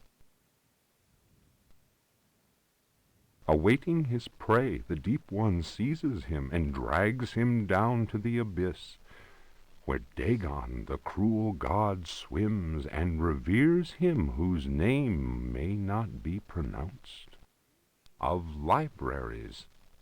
Unhappy he who frees the prowler. Unhappy he who meets the prowler erring among the books. He generates the vagabond that comes from other spheres.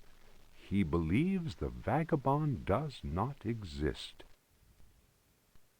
He will feel the embrace of death, for in the eyes of the vagabond, books are no more than dreams, stone no more than wind. The vagabond knows how to take the breath of the reckless. Of strife. He who speaks does not know, and believes he is able to kill the creatures of the night. Folly. Evil is conjured up by science and secrecy.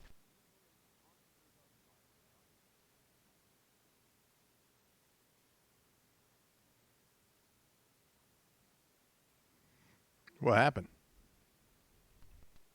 Of strife.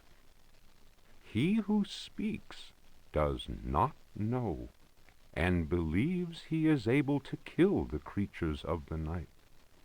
Folly. Evil is conjured up by science and secrecy. He who prowls among the books will perish by the blade. He who flies in the dark caverns will scream in fear.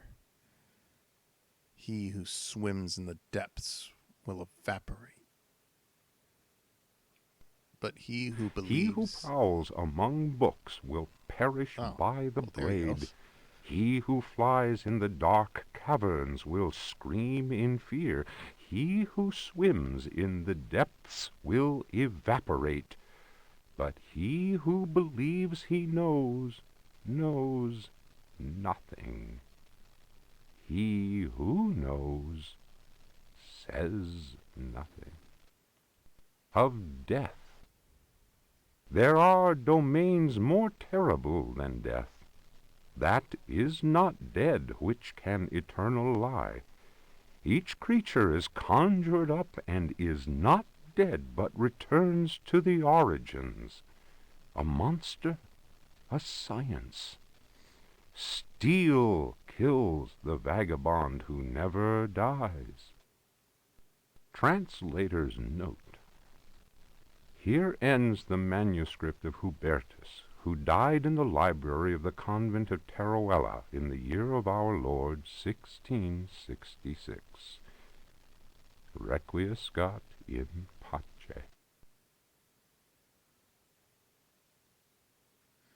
I guess he wasn't able to defeat the monster, huh? The vagabond.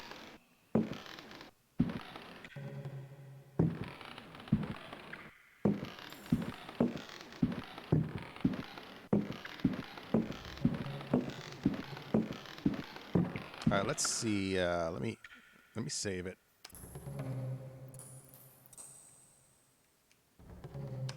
And let me see if I can load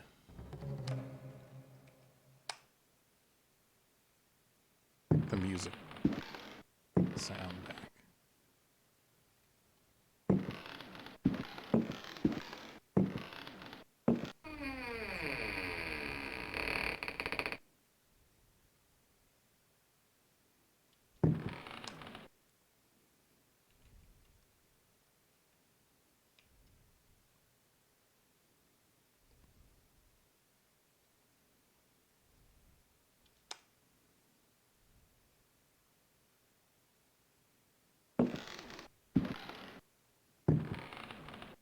Oh shit, there it is.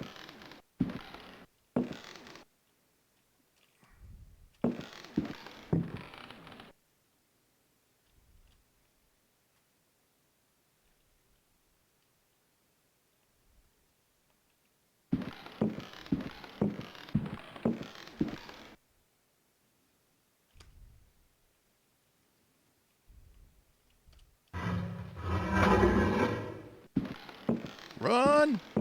Oh, God. Oh, God. Okay.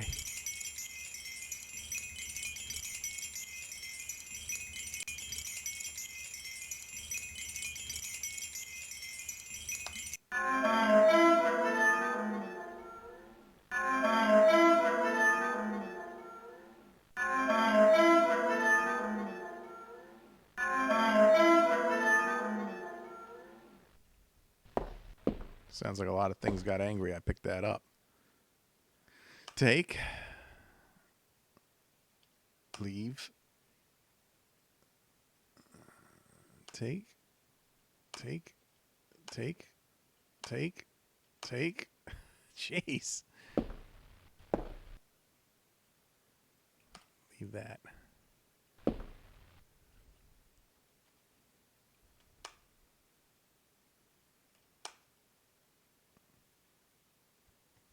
All right. Let's see what the books have to say and the papers. Lots of stuff going on here. Let's start with the parchments. The Book of Yael, Signs of Stone, Eucharistic Rituals of Forbidden Cults. Texts collated by Monsignor Vacher, legate in the Curia of the Vatican. Numerous devilish cults speak of monstrous creatures called the Old Ones. These supernatural beings are believed to be possessed of powers equivalent to those of the gods of antique religions. Adepts of such cults refer to forbidden literature in order to cause these frightful entities to appear before them. What serious student of folk myths has not come across the names of Cthulhu and Shub-Niggurath? It must be said that these creatures wield tremendous power and are difficult to control once they have been unleashed into the world.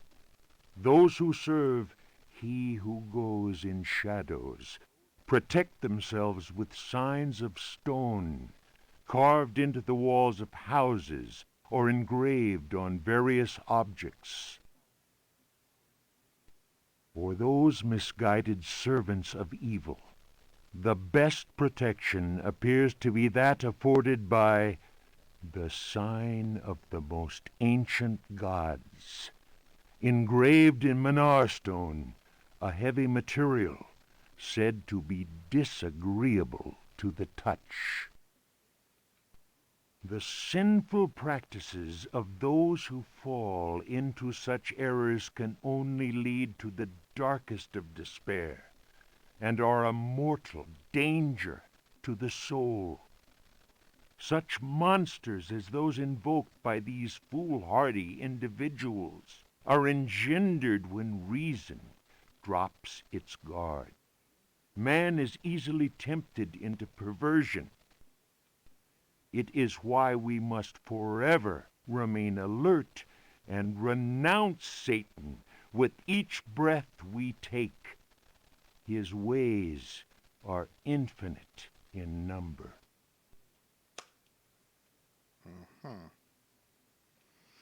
So a little bit about the stone.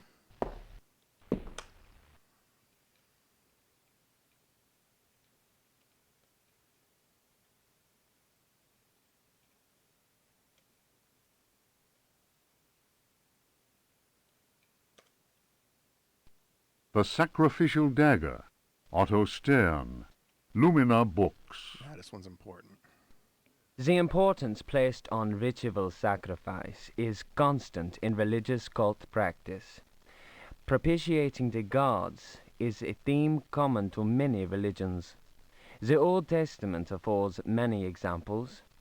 Primitive polytheistic belief systems integrate sacrifice in their rituals as part of the recurrent process of reaffirmation and, naturally enough, group cohesion. The members of their social and religious community come together in an act of purification and atonement. It would be erroneous to imagine the act of human sacrifice linking priest, offering, and God, cf. Manzetti, Stone Coates, as anything less than a vital focusing of the group's faith. The act also ensures the continuing appeasement of the god, but only if practiced by a recognized officiating priest using the appropriate instrument. Studies made concerning primitive religious groups bear witness to the central role of sacrifice in living ritual. My own work in the field of ethnopsychology brought me into contact with a sorcerer living in the region of Arkham. He introduced me to the rite of steel, linked to a ceremony known as adoring the black goat of the woods with 1,000 youngs. The god being adored is known as the vagabond. Here, the dagger's role, which allows the life breath to pass from one dimension to another, is essential. The vagabond is a frightening figure, being able to move where he wants and to kill those who have displeased the goat god, for whom he acts as a go-between. The goat is clearly a fertility god. The priest, having spoken the invocation, must choose the appropriate dagger for the sacrifice. The knife with a sinusoidal blade that must be dipped 7 times on night when the moon is full in water that has been distilled 100 times will be laid aside, since it would send the vagabond back into his own dimension. See illustration. The priest will rather choose the dagger with a curved blade. That is more appropriate for slitting of the lamb's throat. This act transfigures the sorcerer priest and plunges the assembled worshippers into a divine trance. Okay, so we want the one that kills the vagabond, which...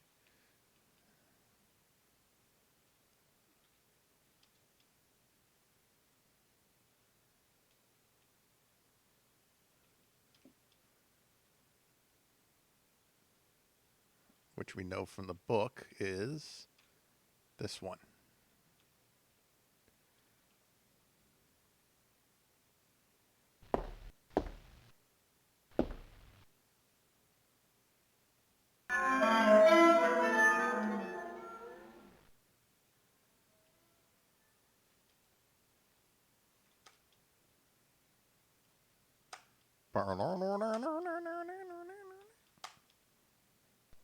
Juan Luis Jorge, De Biblioteca, Reflections on the Power of the Verb in Certain Texts. Archaeos Publications, 1919, Stafford. I left it because I knew I didn't need the other knife. It's just a regular knife, like a kitchen knife. And then the other dagger is a red herring. I just wanted to make sure I read the book to be sure it was the one I remembered it being. Translation does not alter the occult power contained within such forbidden texts. The malevolent energy is in no way diminished. The spell must be cast aloud and clearly, in certain languages or little-known dialects. Maglafar Fathang. The reader will understand that, in the light of these revelations, I would be foolhardy to continue quoting from the text I have before me. If spoken aloud in its entirety, it would surely awaken powerful and malignant forces. I will go further and say that simple reading of some of the more technical passages describing specific practices is in itself a perilous exercise. The ill-prepared reader can easily fall prey to attacks of demented hysteria, not unlike those described in cases of individuals said to be possessed by evil spirits. I recommend the study made by Zempf, Urbain, Grandier, and Loudon, and the reports made by the Reverend Richard Price concerning a number of astonishing, to say the least, exorcisms carried out in a parish near Providence. Given what I have written, we must be grateful to the librarians of the British Museum, who have never allowed consultation of the work of Al-Azif's startling work, the infamous Necronomicon. Copies of that work do exist, in spite of the zeal of book-burning inquisitors. For proof, we need look no further than the British Museum, of course, and the sealed archives of the Miskatonic University in Arkham. Other examples of books whose evil can be unleashed by any thoughtless reader are von Jutz's Von Unersprechlichen Kulten and the abominable De Vermis Mysteries by Ludwig Prien, whose sordid death should be a lesson to all those tempted by a study of the occult.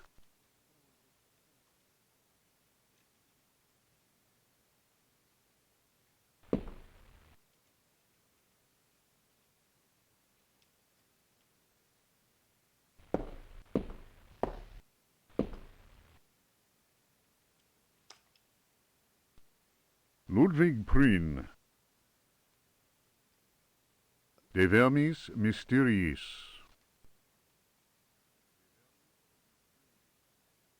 Whoops. It's already too late. I read the book I wasn't supposed to read. Whoops. Well, we might as well see what it said inside, right? I mean, why not? Let's see what the book said. It killed me already. Ludwig Prien. De Vermis Mysteriis. Now, right there, it should have let me leave without dying, because I didn't technically read anything in the book. Domine invocatoris si non sanctificatus es cave. De Vermis Mysteriis non absolvo folem legendum fatum et eum versus. Tibi magnum inominandum signa stellarum nigrarum et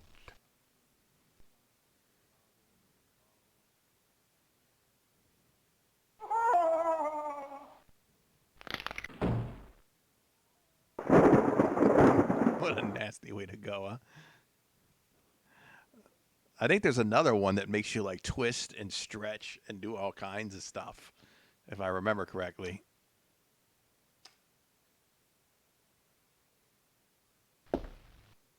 Wait, is this the right one? No, it's this one.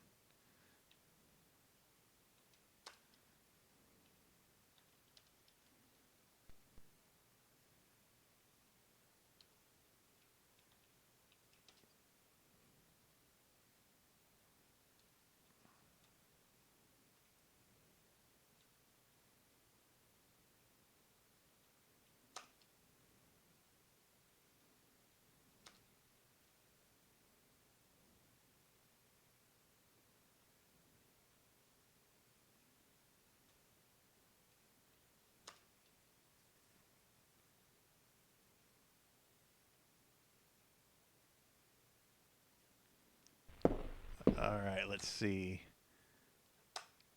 I seem to remember putting the stone here on this thing, but it didn't say anything about doing that. So I'm just gonna attack and see what happens.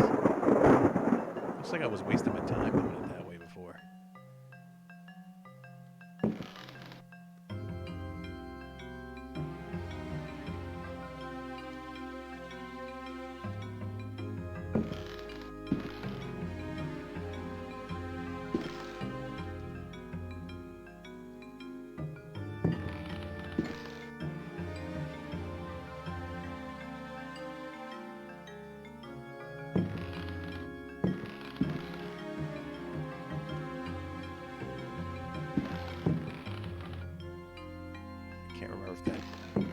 Actually affects the whole bookcase, or all right, let's go back here.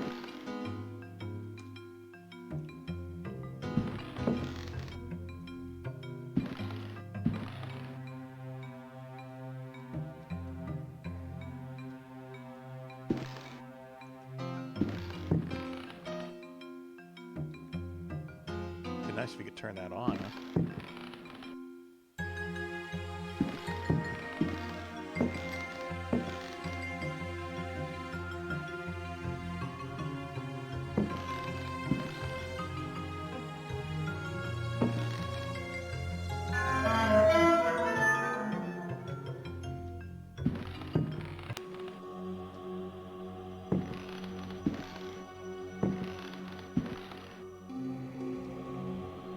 I think we have a book over there.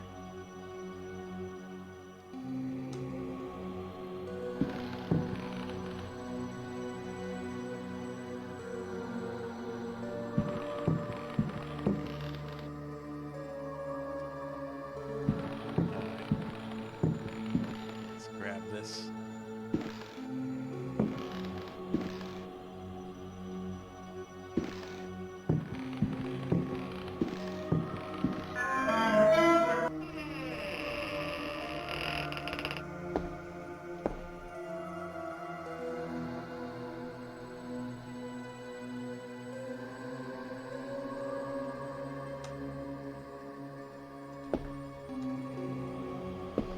All right. We made it through that. Let's check out these books. All right, this one is probably one that's going to kill me if I remember right. Fragments of the Book of Abdul. Yeah. In the antique city of dead Relaya, Cthulhu dreams and waits. In the pit of time, the unspeakable lies in wait. That is not dead which can eternal lie. Relaya, your blocks of stone seal the ritual that gives birth to fear. Cthulhu Fatang! Cthulhu Fatang! Ayah! Ayah! Let he who knows how to invoke the stones act.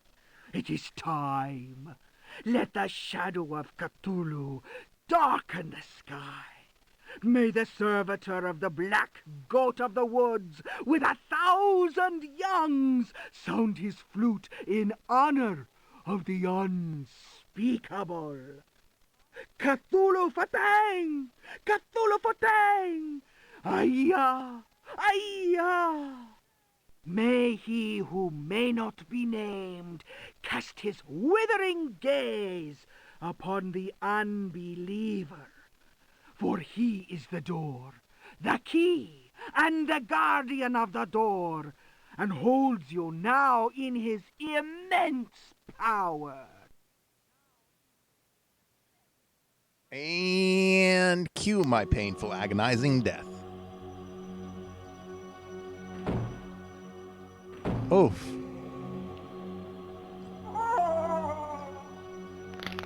Oh, yeah.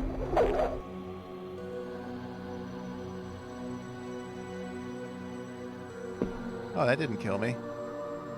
What, did it just hurt me?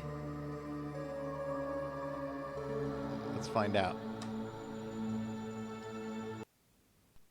Fragments? Yep.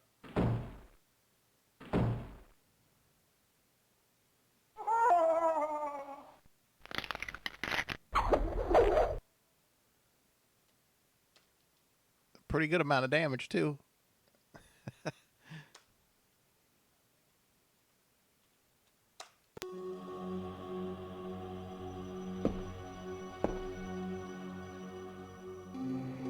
Yeah, that's a chiropractic book if I've ever seen one. I haven't been into Jeremy's room yet. I gotta go into Jeremy's room.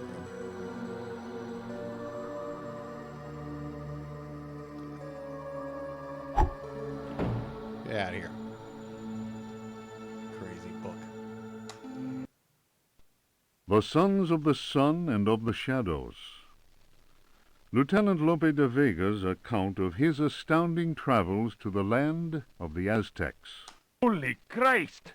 Cried Captain Cortez, Holy Christ. astonished by the strange rite we beheld. We found the savages half naked. They were throwing balls of silver and gold at each other. They laughed as if demented. clearly maddened by some heathen drog. And yet, should one of them fail to catch the ball thrown in his direction, the poor devil was seized and dragged off to be sacrificed in their temple. As we discovered, this frightful game was a ritual most holy to them, and symbolized the movement of the heavenly bodies. The dropping of a ball foretold a catastrophe. That is what the Aztecs believed in their godless ignorance. Their countless deities could only be appeased through endless human sacrifices. The victim's heart, which was still beating, lay in the hand of the murderous priest. The interior of the temple was surprisingly cool. The weight of our armor, our exhaustion, even the burden of our suffering, they were all banished by a sense of awe that the crudely magnificent altar instilled.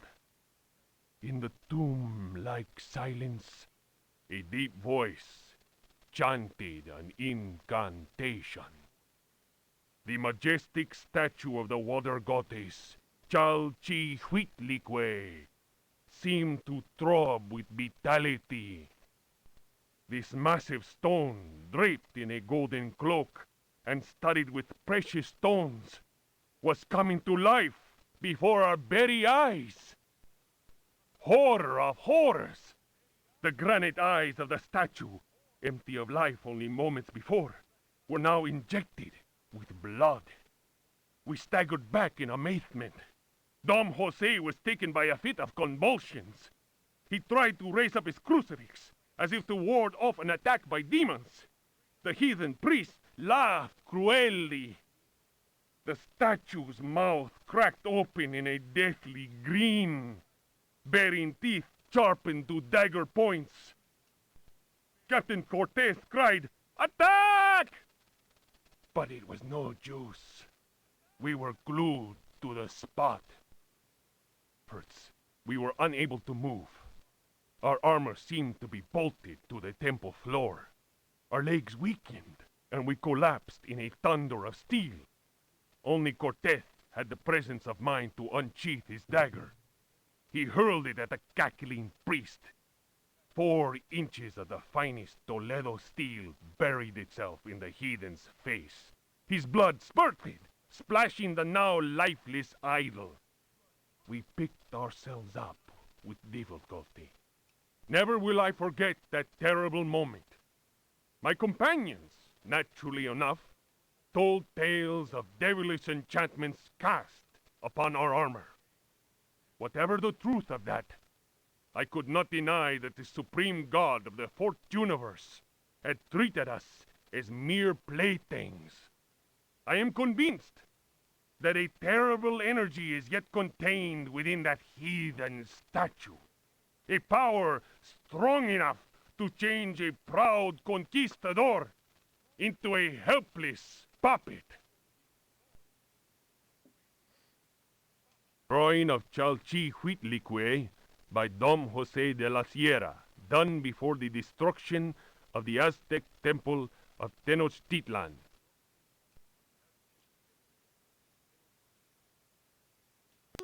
Interesting. That little statue, huh?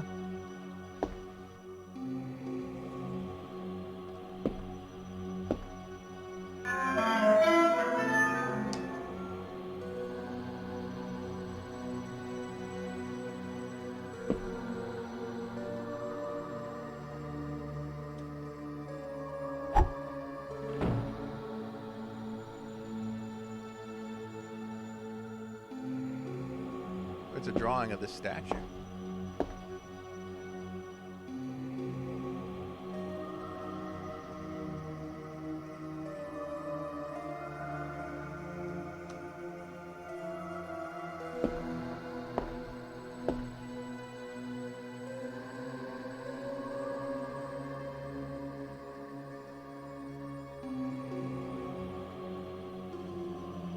All right. Let's see what the next one was. Unfinished chapter of Terra Incognita. by Jacob van Ostade. A hitherto unpublished fragment of the manuscript unearthed following indications furnished in the Vatican Library's Expurgatory Index. In those icy and unwelcoming lands, the rites of wizards and healers are deeply rooted in ancient legend. Mysterious and cruel beings are thought to have ruled over the Arctic plains in times past. A cursed city, enclosed by massive walls, is believed to stand to this day. It contains fabulous treasures and is inhabited by the degenerate descendants of those who instilled centuries of terror in the hearts of the people. These people, naturally placid, are seized with rage and horror at the very mention of the prisoners of the ice. Were these dreadful captives to be freed from their frozen cells, they would reap a horrifying tribute of human flesh. These blood-curdling beings may be invoked by certain ritual words. They can even be controlled, albeit with the greatest of difficulty. I admit to being impressed by these tales, repeated to me on many occasions and in a number of different places during my travels in the region. I have also seen troubling cult objects, sculpted in a material unknown to me. Another remarkable fact is that local Eskimos experience great distaste in pronouncing certain words, and invariably avoid saying them. Here is a living example of the power that words contain. As it is said in the Bible, in the beginning was the Word.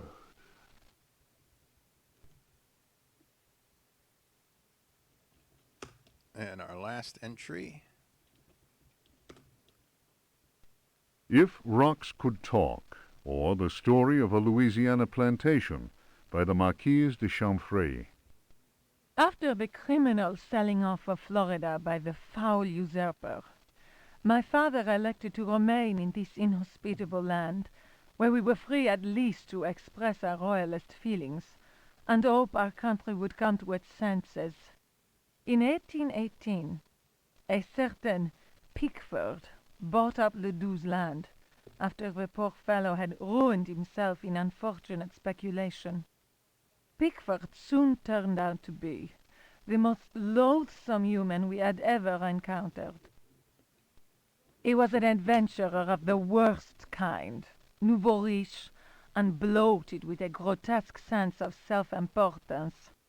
First came the incessant army of men with shovels, digging into the mountain of earth that was to fill in the surrounding swamp. The undertaking was quite stupendous. We learned from a slave that the final objective was to connect the existing caves with another one of gigantic proportions. Racked by a mania of persecution, Elia Pickford constantly fired his workers and hired new ones. He did all he could to keep anyone from learning about his plans. My father was amused and said, "The poor fool will end up getting lost in his own cave." The walls went up, and tongues started wagging. Our detestable neighbor had been a sailor, a ruffian grown rich on questionable trade. Distasteful stories were told of him.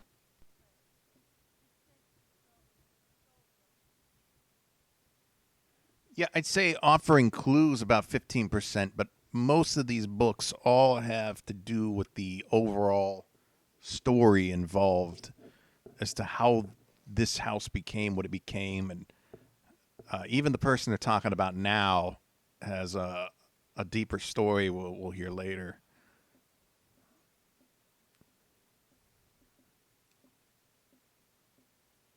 Well, is this the layout of the house? When the work was finished, Pickford invited us to the opening of his rambling mansion, which he named Derceto. Yep, this is the mansion. My father asked what the strange name meant. Pickford answered, Derceto reminds me of Astarte, the fertility goddess. Around here, the name is Shub-Niggurath. I believe that a name so steeped in evil should be said aloud came as not such a shock to my father, as he himself confided in me some while later.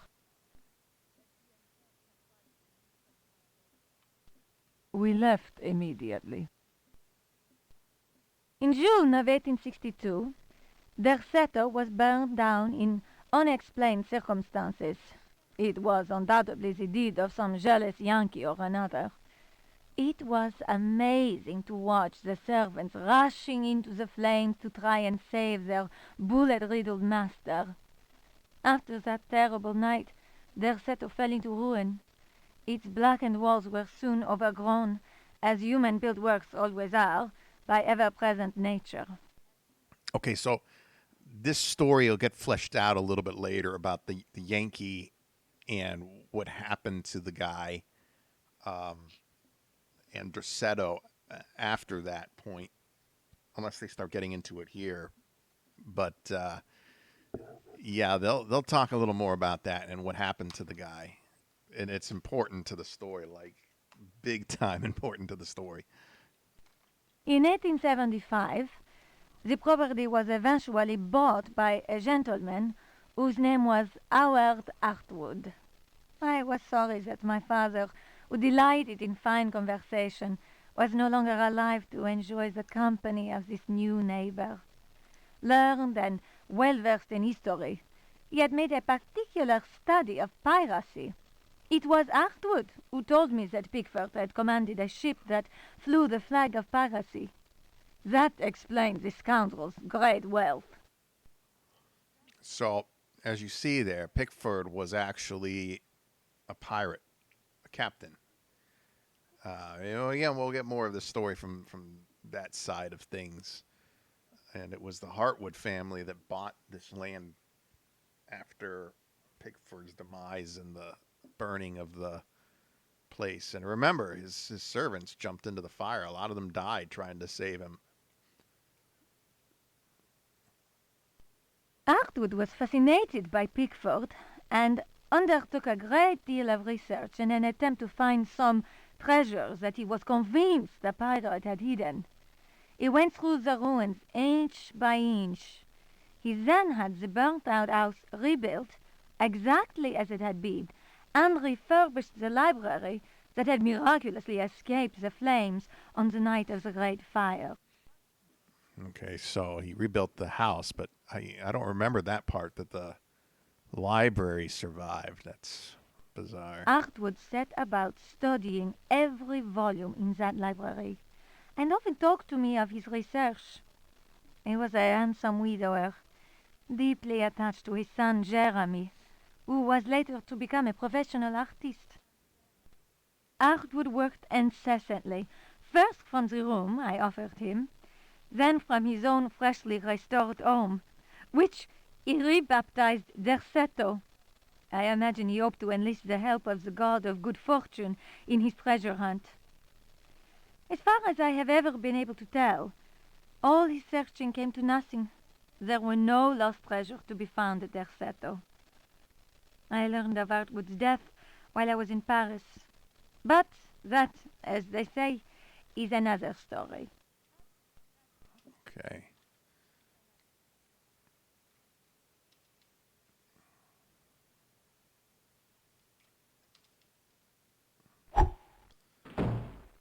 So these stories of the occult are important because it's what Pickford started getting into.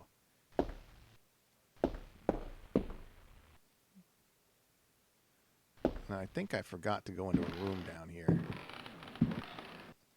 This one.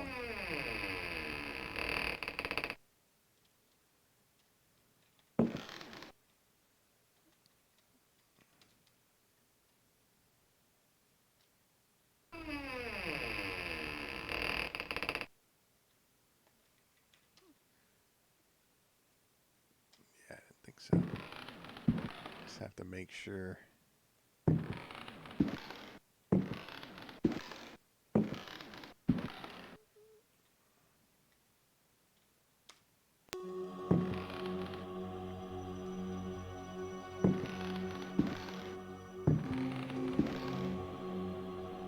A lot of missing pictures on the walls. Oh shit.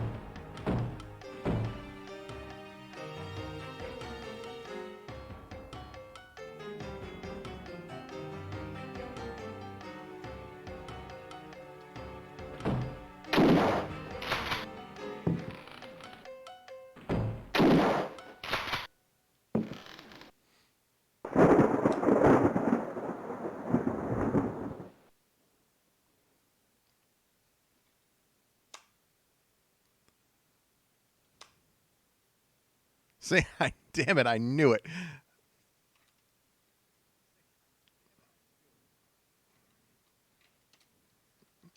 How do you even get in here?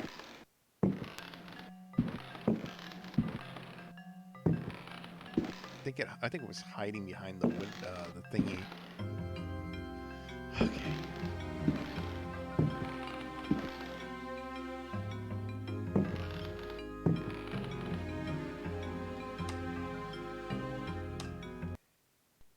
Diary of Jeremy Hartwood. September 27th, 1924. I have decided to keep this diary. Too many inexplicable events have taken place recently. Never have dreams so haunted my every waking moment. Perhaps my romantic mind was too dull, and has only now woken up to these new paths and visions. Some, seeing my recent paintings, may question my sanity. I can only ask them, what is sanity? Where does madness begin? September 28th, 1924. The night is pitch black. I am again drenched in sweat. I was wandering in the dunes, among giant standing stones. They were arranged in a circle, and the wind whistled about them. I plunged my hand into the soil and felt that repulsive thing which was trying to catch me. Sounds kind of like Stonehenge. It seized me. I struggled to break free of its loathsome embrace and managed to tear my hand away. It was covered in sticky substance. I was gripping a knife. October 5th, 1924. September, okay. October 5th, 1924. The stone circle is a pentacle. Derceto's library is filled with books on the occult. I will study those books until I find some explanation for the dreams. The visions that haunt me must be connected to my discoveries. I shall have to undertake a profound exploration of my dreams. December 16th. Dear God, I have found the knife. It was hidden here, and what I have learned fills me with apprehension. It is a sacrificial dagger belonging to some unholy cult. The thought of that blade tearing through human flesh horrifies me, yet I must continue my research. Derceto is a storehouse of treasures. Was my father right, after all? January 23rd. I spend all my days plunged in dusty books. The servants are convinced I am mad. At night, I awaken them with my screams. The dreams are draining what sanity I still have. I have tried staying awake, but in vain. My visions have changed. No doubt the influence of my father's research. February 7th, 1925. The Dark Man. That is what I call him. has revealed his true face to me. He appeared, as usual, near the fireplace, but this time he approached me. His terrible smile will haunt me to my dying day. His breath was ice, and his burning eyes froze me. I could not move. I know, as surely as I have ever known anything, that the face I saw, the face that has turned my nights into hellish torture, is the mask of death. March 10th. My exhaustion is beyond description. The endless reading burns my eyes. It seems that pirates frequented the area. Dr. Herbert insists I keep to my bed. I have moved to another bedroom and sleep much better now. The dark man has not gone, however. I know it. He will wait for as long as he must. Unless I, Jeremy Hartwood, can find a way to send him back to whatever hell he comes from. March 11th. My poor knowledge of Greek and Latin is a serious handicap to my reading. I have, nevertheless, made a great step forward. I drew the symbol on the floor. He can no longer go there. I want him to understand that I can do the same thing in my bedroom. I can imagine his rage and frustration. Only last night he found his way back into my dreams. March 13th. The translation will seriously dent what money I have left. I cannot paint. My pictures are clearly the work of a lunatic. The collector Thornhill's embarrassed smile was proof of that. March 29th. He has come back. He found the door to my dreams. I am too weary to attempt any defense. I have no strength left to fight, and he knows it. He considers me dead already. Could I possibly? March 30th. How ironic! The cave my father sought for so many years is here, beneath the house. Waits. The butler discovered a crack in the cellar wall. A breeze blows in through it, icy and repugnant. I am filled with horror at the thought of my father dying in this place. I will carry to my grave the vision of his face contorted in the agony of that fatal heart attack. Died of a heart attack. Yeah, you probably read one of the books, eh? His body was twisted. He had wept. His fingernails were torn and bloody from scrabbling at the floor. Dr. Gray concluded that death had been due to a heart attack. It was Waits, who some time later was informed that my poor father had in fact bitten off his tongue and choked on his own blood.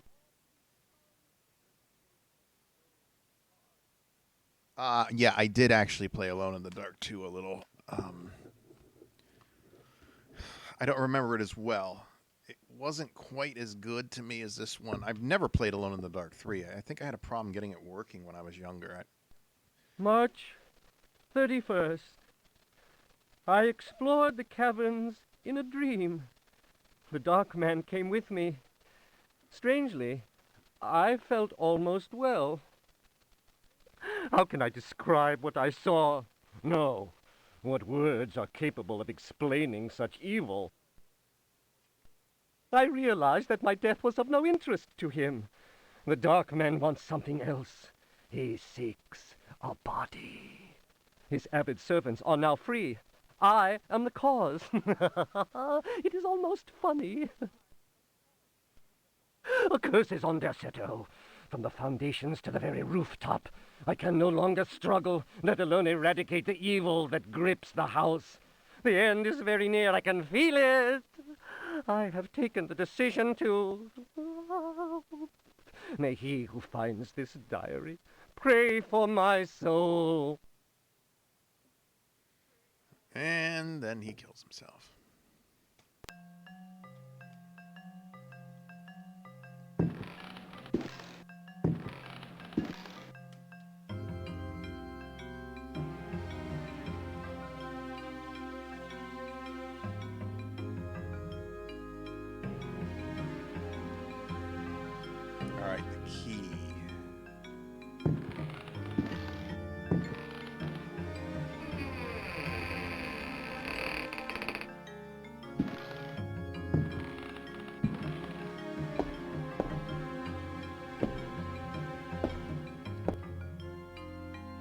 see if it is the key to the room down here.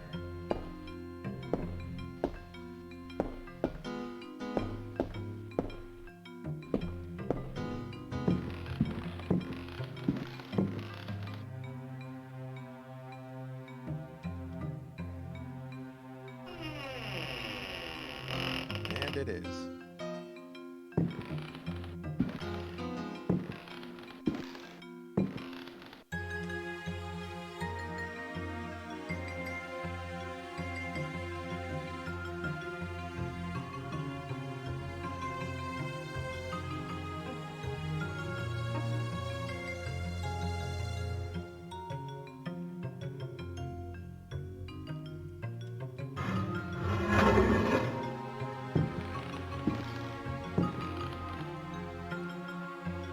There's the record.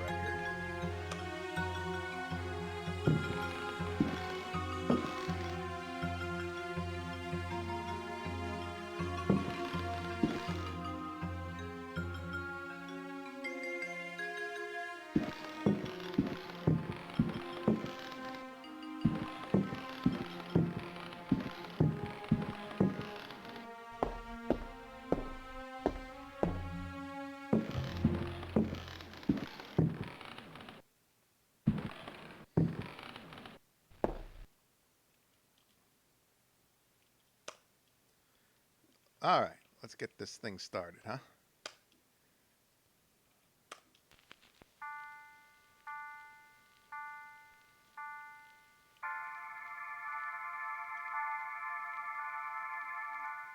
Dance of Death.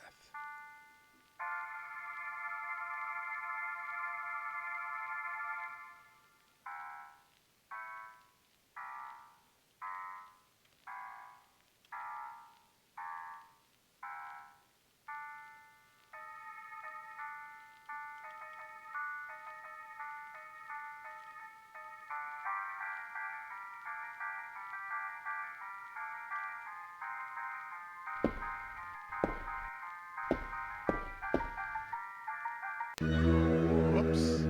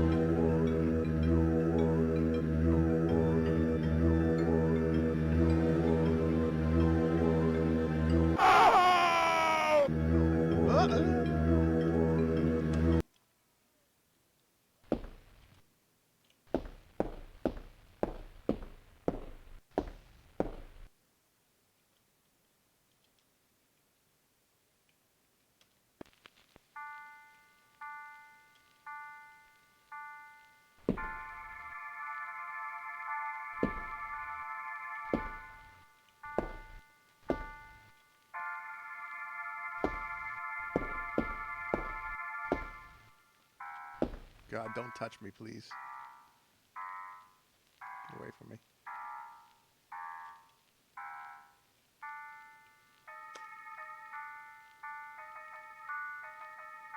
I thought this key was supposed to work all the doors.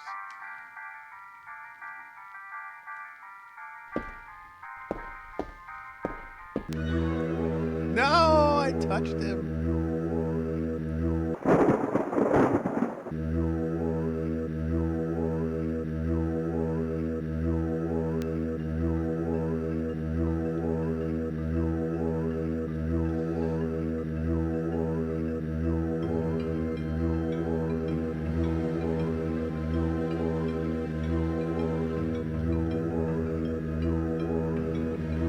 Ah! Where'd you come from?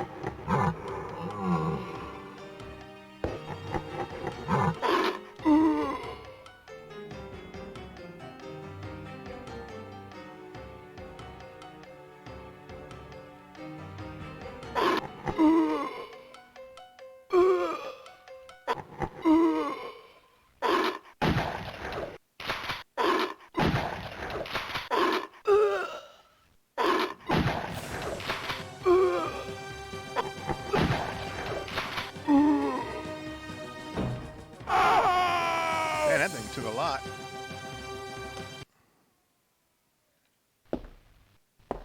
I guess this key is... Oh, I think it's for a chest down in the thing, actually, now that I think about it. See, I dropped a bunch of shit here. Let me see if one of those is the key. Yeah, let me take that.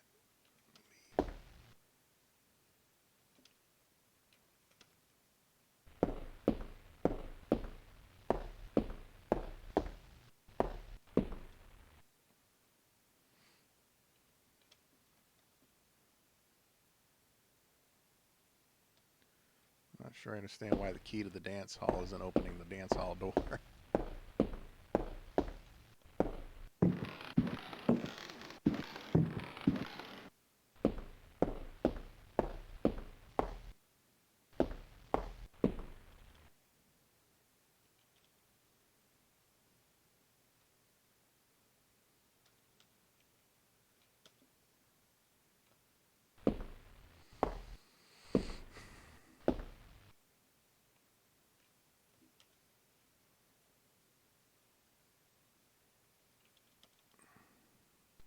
The Tale of Captain J.W. Norton of the Army of the Union. Ah, here we go.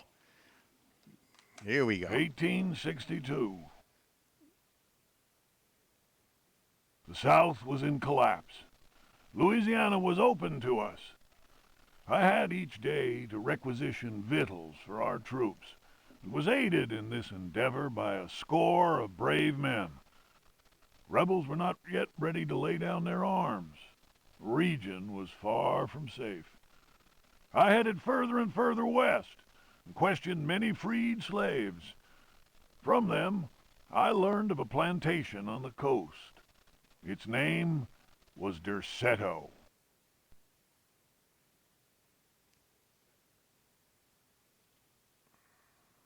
We received a less than hearty welcome. Only Pickford, the owner, behaved in a friendly manner. While my men counted cattle and grain reserves, I learned what I could from him. Man was most unusual and possessed an extraordinarily cultured mind. At nightfall, I gave orders for the men to bivouac at Derceto. Pickford invited my second-in-command, Lieutenant Patterson, and myself to dine. And our host proved a most entertaining conversationalist. While coffee was being served, Patterson went to inspect the men's camp. The cigar Pickford offered me was so acrid that my head began to spin. I remembered campfire tales of fellow officers trapped by devilish Confederate tricks. My mind floated in a foul and dense fog, from which emerged the enlarged and deformed face of Pickford. He grinned at me. Patterson's return chased off the nightmare.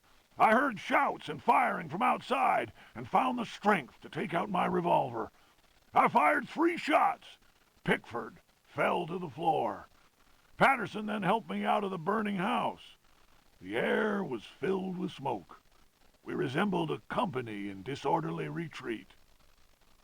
I saw slaves leaping into the flames of that inferno.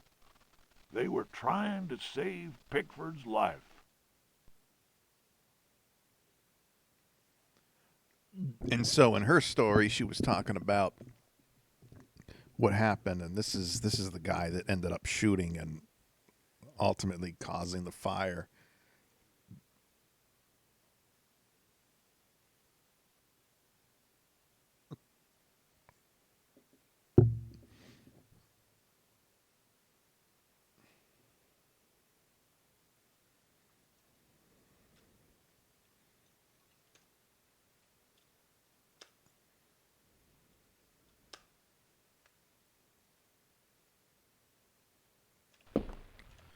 All right, let's see if we can get this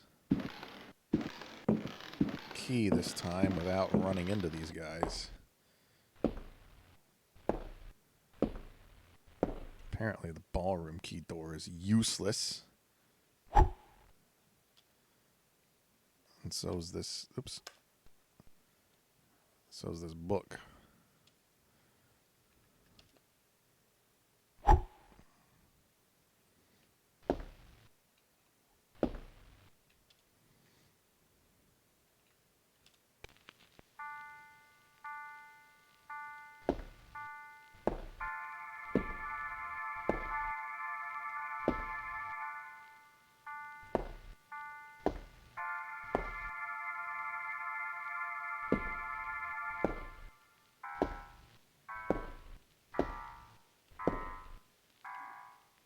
Please don't get too close to me.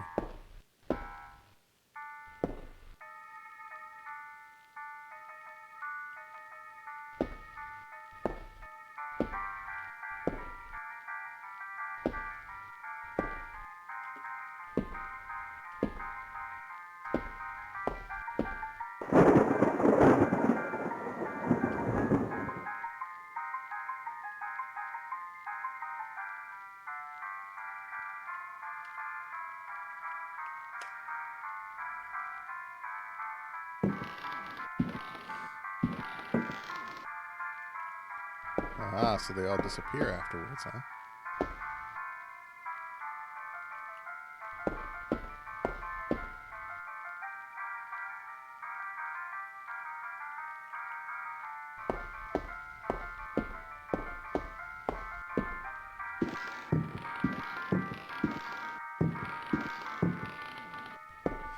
All right.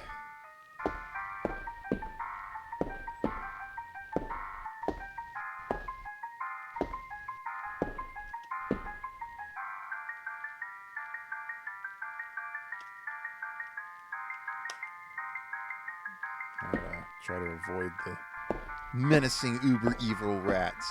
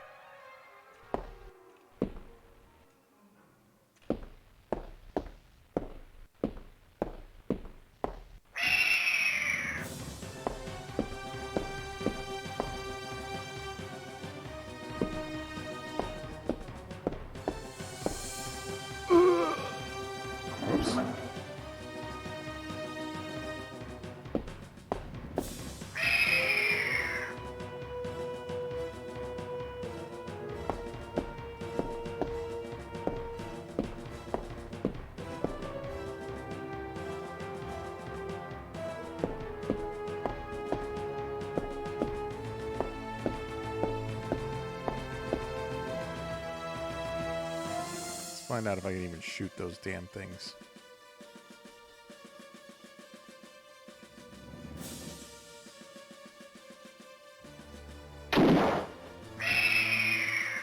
Sort of looks like a no.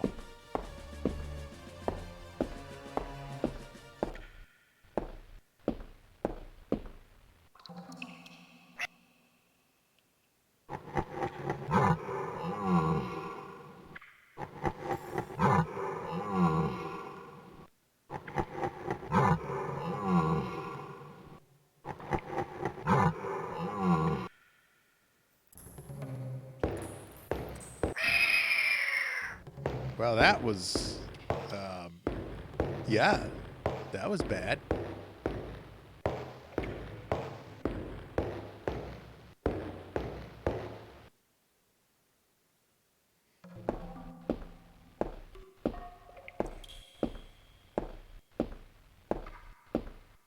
Oh yeah, the rats are dangerous.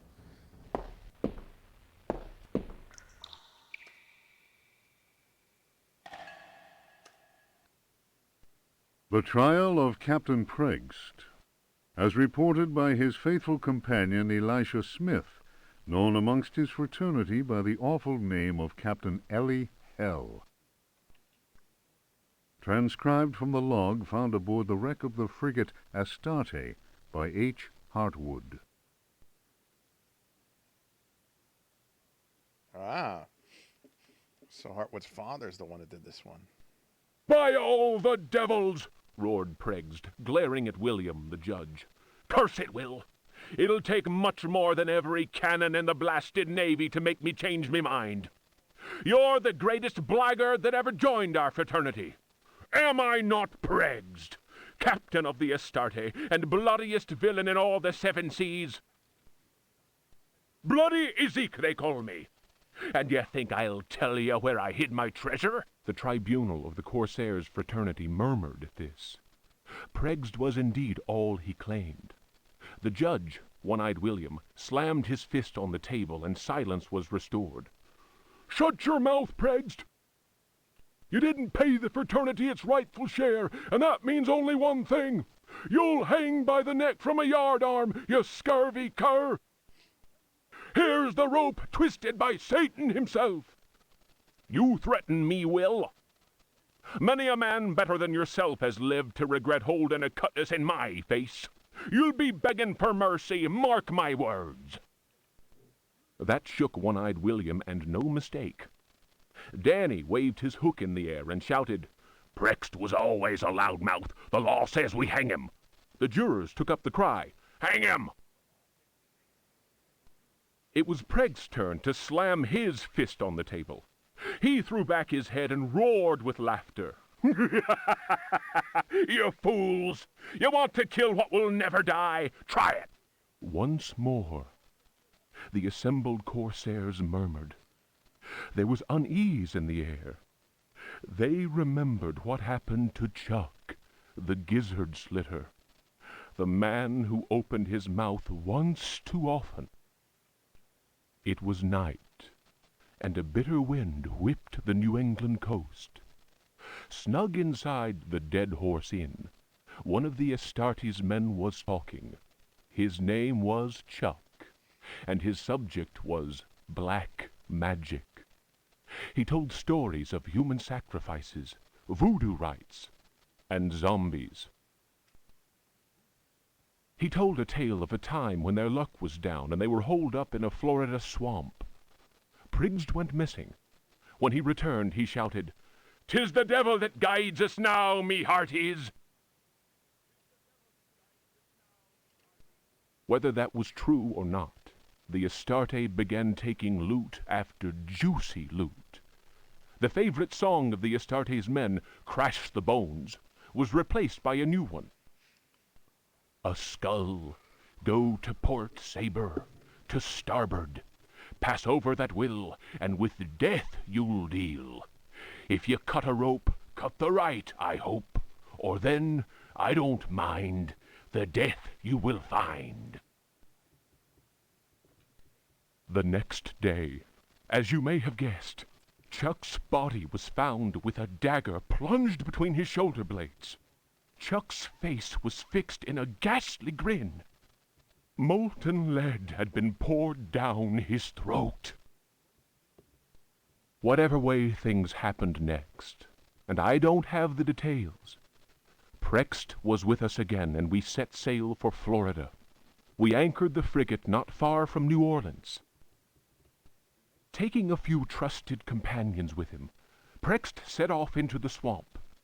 They carried large wooden chests with them. 2 days later, we heard shots being fired and screams. Pregged arrived soon after that and claimed they'd been attacked by alligators. He alone managed to escape with his life.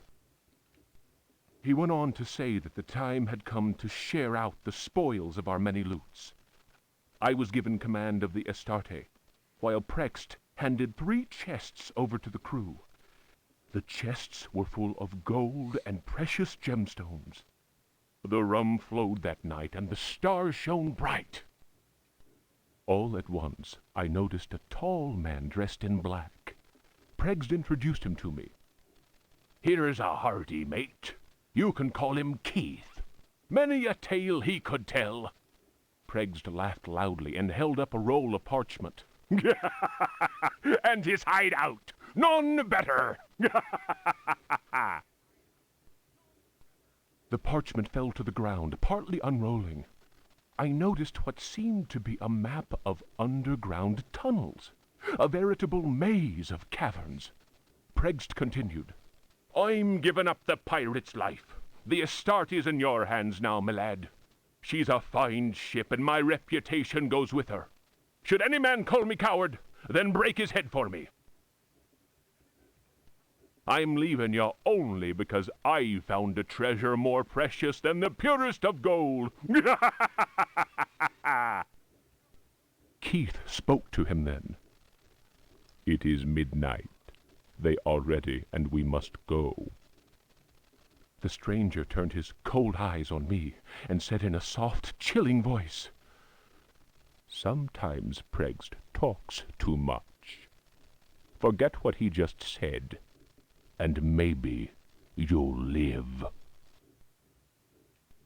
The fellow's words froze the marrow in my bones, and it was all I could do to mumble, I'll not breathe a word. The canoe slid away into the night. Their torches disappeared in the distance of the swamp. My snoring companions didn't hear the insidious rhythm of far-off drums.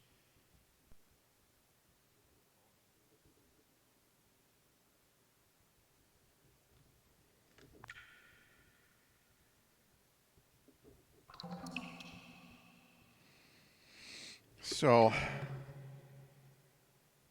I can't say that I remember exactly how it goes from there. I think he changes his name. It somehow has something to do with the guy that went there, saw the stars, and then disappeared, never going back.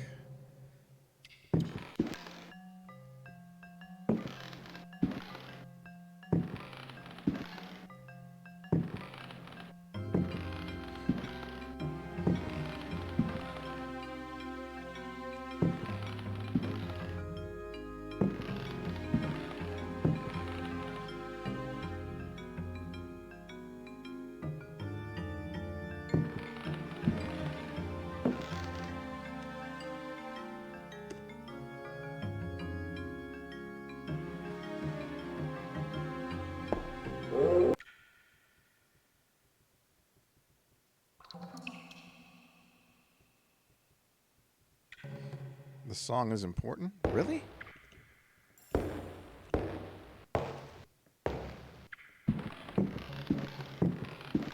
Guess maybe I should have kept the book after all.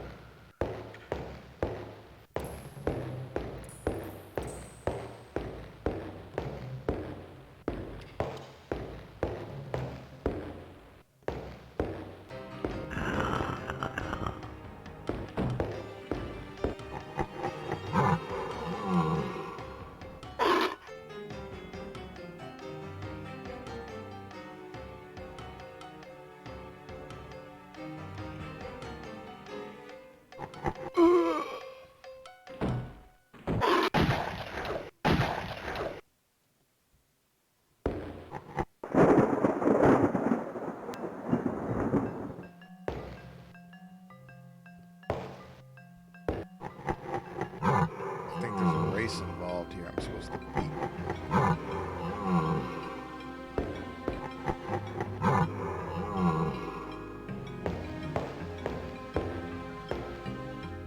This, I think, leads back to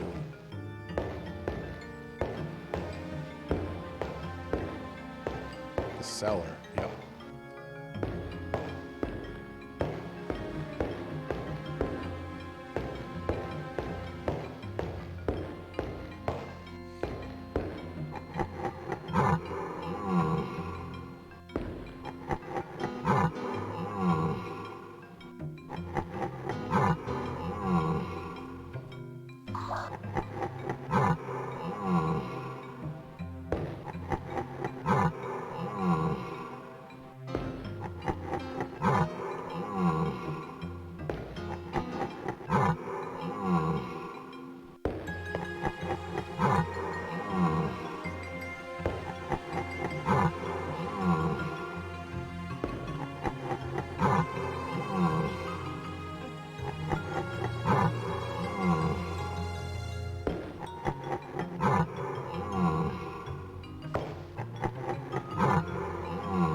Yeah, I'm pretty sure you're supposed to see the tail of that thing here.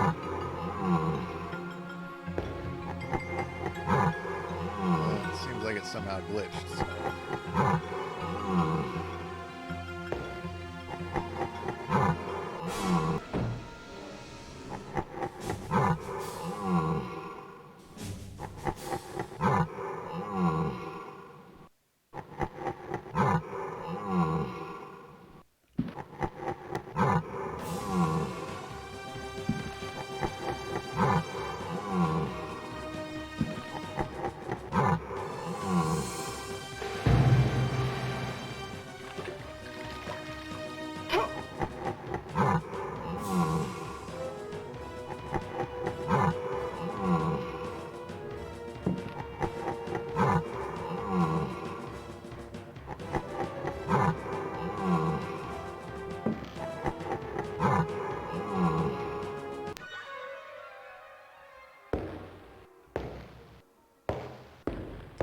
What's that?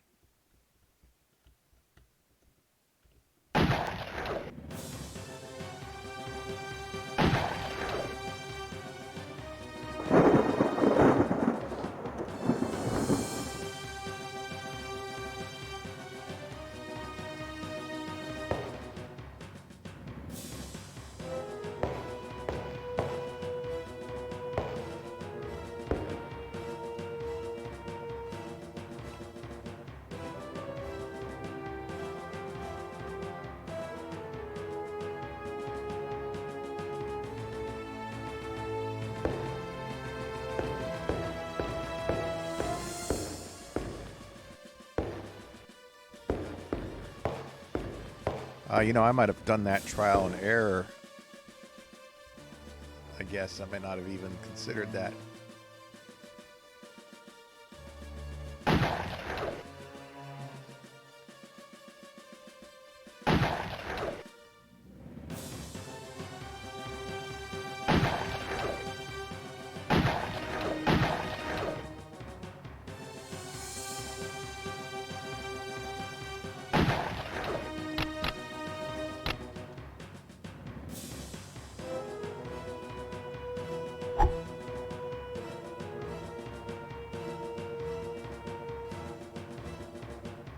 I'm not even sure if that actually works or not. Oh, cartridges are...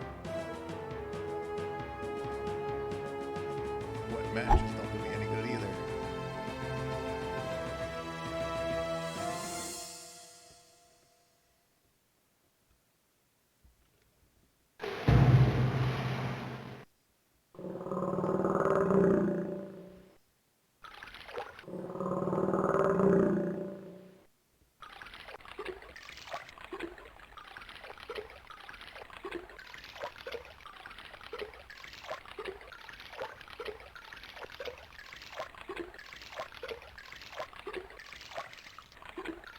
Oh shit!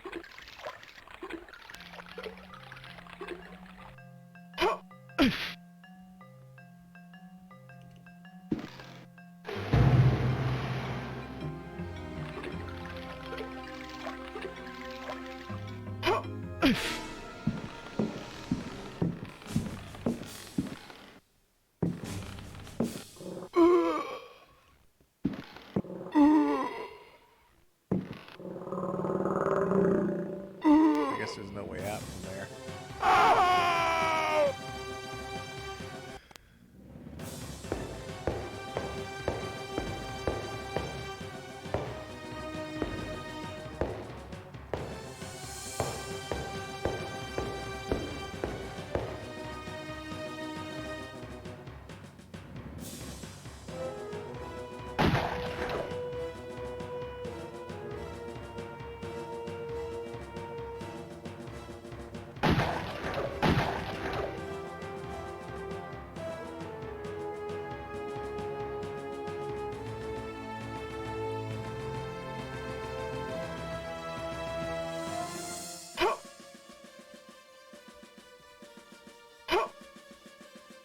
Ah, you stupid bird.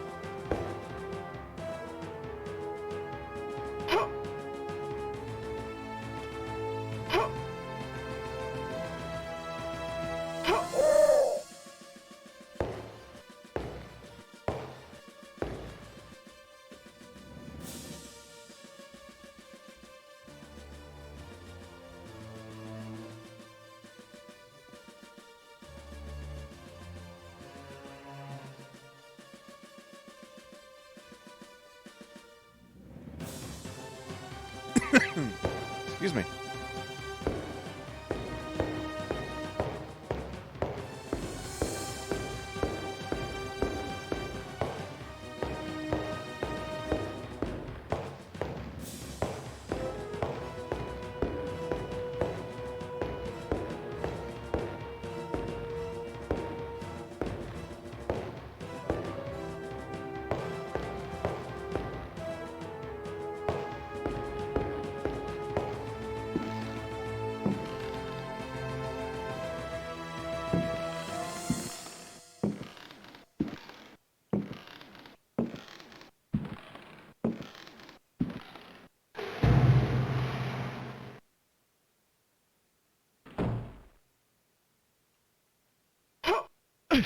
Ah, what are you doing? That was weird.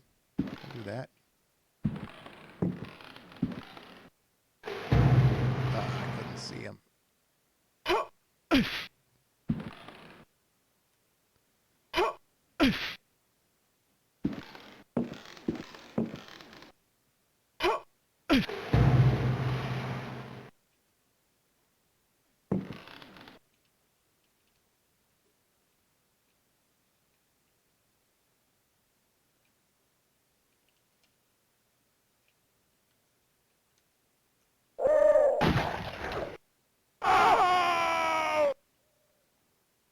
Oh. Well, that killed me.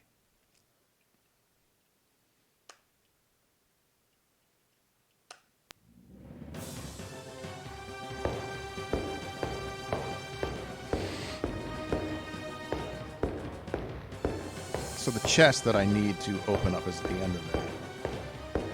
Let's see what this way was.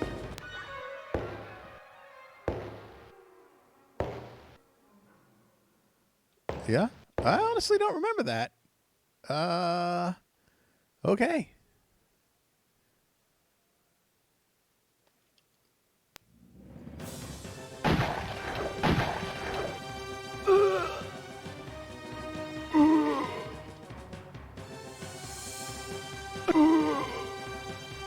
Wow. I don't remember that thing. Did I just always avoid that way? Let's see what happens if I try to fight it with my feet.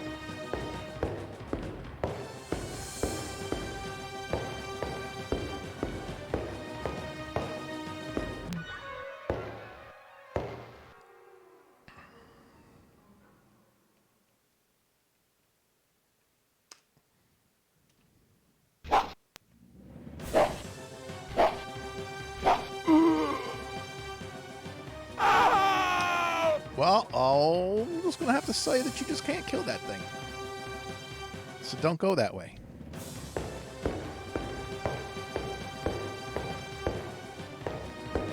News to use.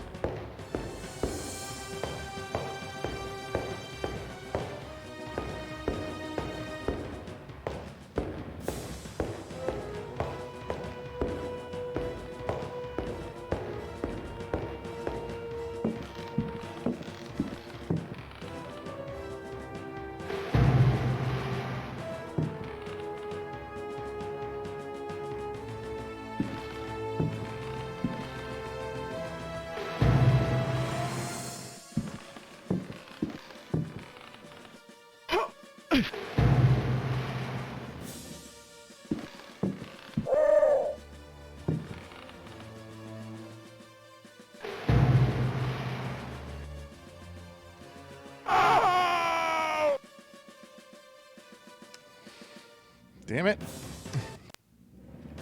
It's hard from that angle.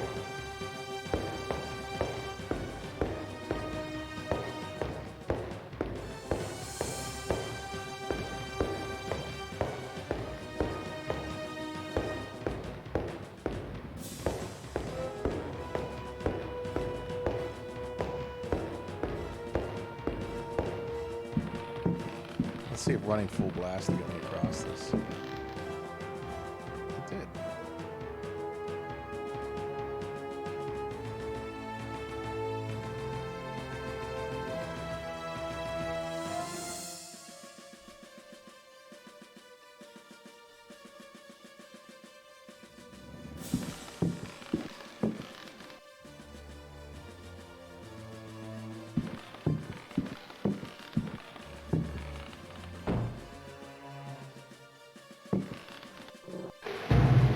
Can't see where I'm at.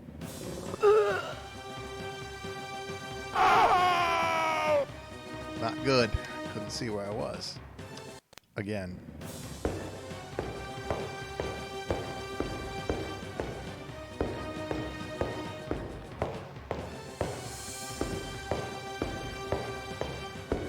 Go, Carnby, go.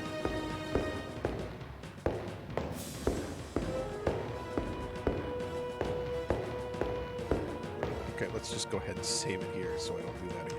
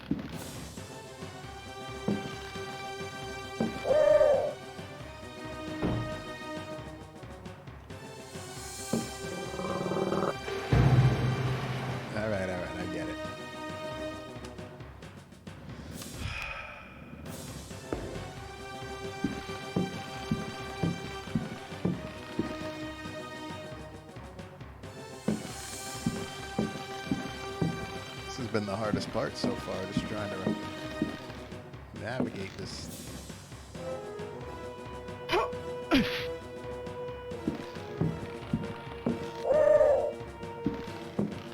Difficult angle. Again, really? Really?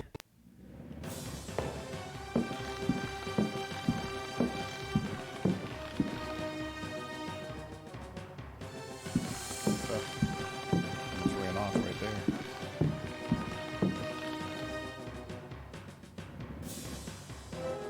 Let's do another save.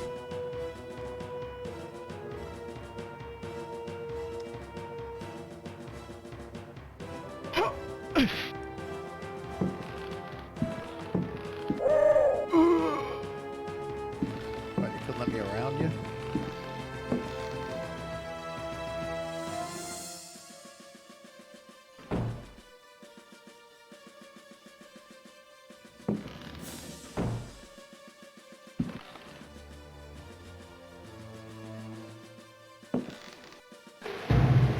Yeah, jeez. Wait.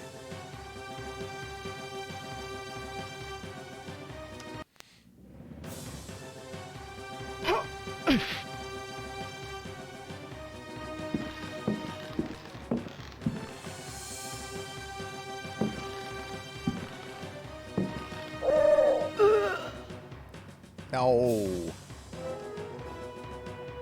Man. It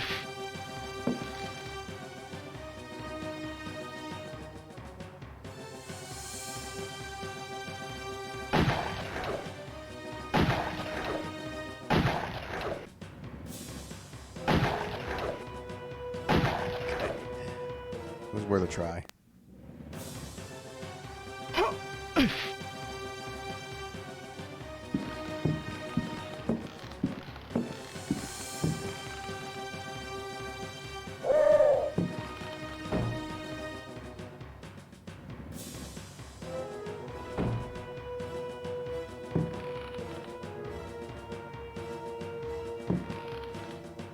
Come on, climb.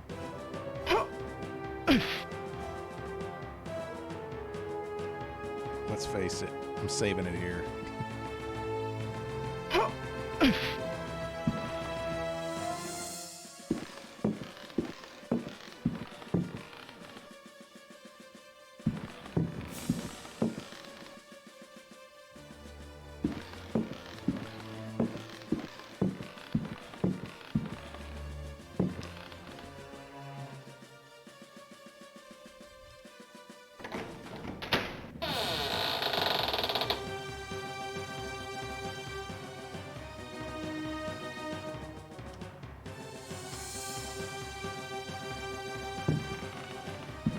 Gem.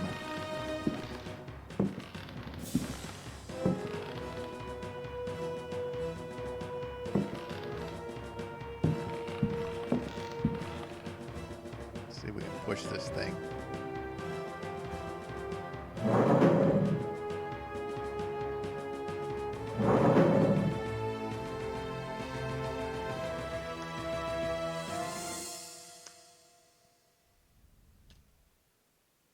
I think this book basically tells you you're screwed. Memoirs of a Lost Soul.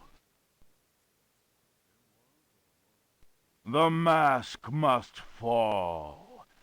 You who discover this manuscript understand this. I am here at your side. I am waiting in the darkness of my crypt. Soon you will belong to me. One of my slaves wrote this document. I have lived for 3 centuries, and my name is Ezekiel Prext or Elijah Pickford. You may choose which to call me.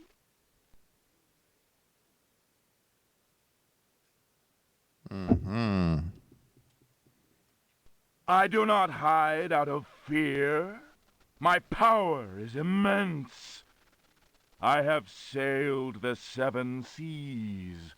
My ship, the Astarte, spread terror through all the continents. The corsairs judged me like the Welsh judges of 1620, but they could not destroy me, and neither could the pirates. Now, I am immobilized. Damned Yankees! Witchcraft, voodoo, and the Cthulhu cult. I know them all. I have reigned and implored the stones. Only the Chthonian haunts the cavern and resists me, but he dare not attack. I have need of a living body to regenerate myself. The Heartwoods managed to escape from me, but you who are reading these words, you will yield to my embrace. I hear your ragged breath and smell the stench of your fear. I have vanquished death. I built Derceto. I know what it is to wait. Cthulhu helps me. My servants will lay you upon the sacrificial stone. My roar will rend the night. You will be mine, and I shall reign once more.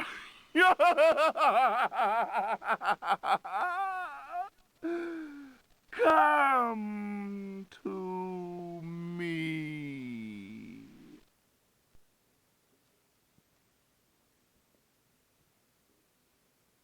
He was one and the same.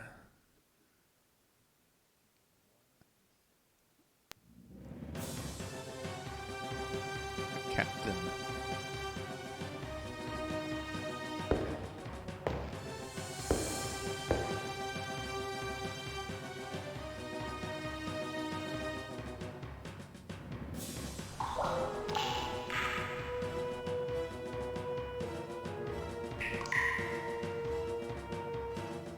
He reinvented himself.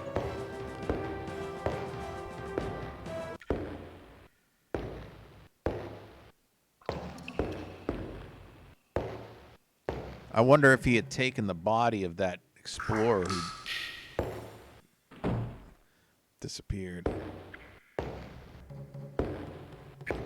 And what we have here, I believe, is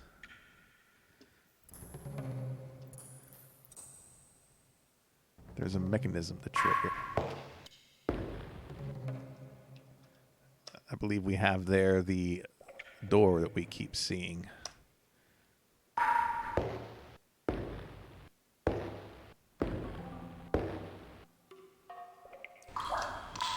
Why, this room is dark.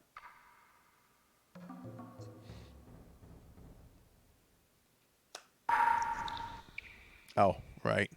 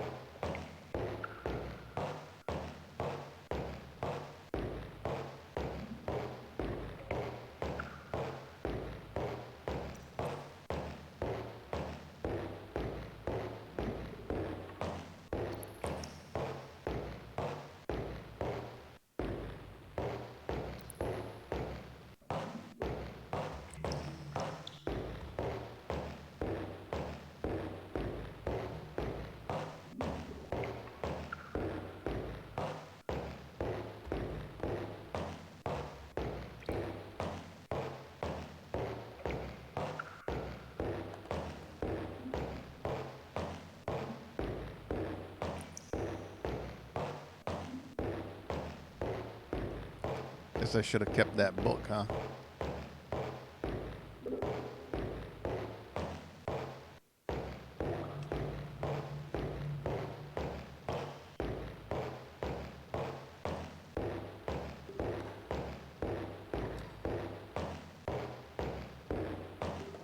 on, get around that.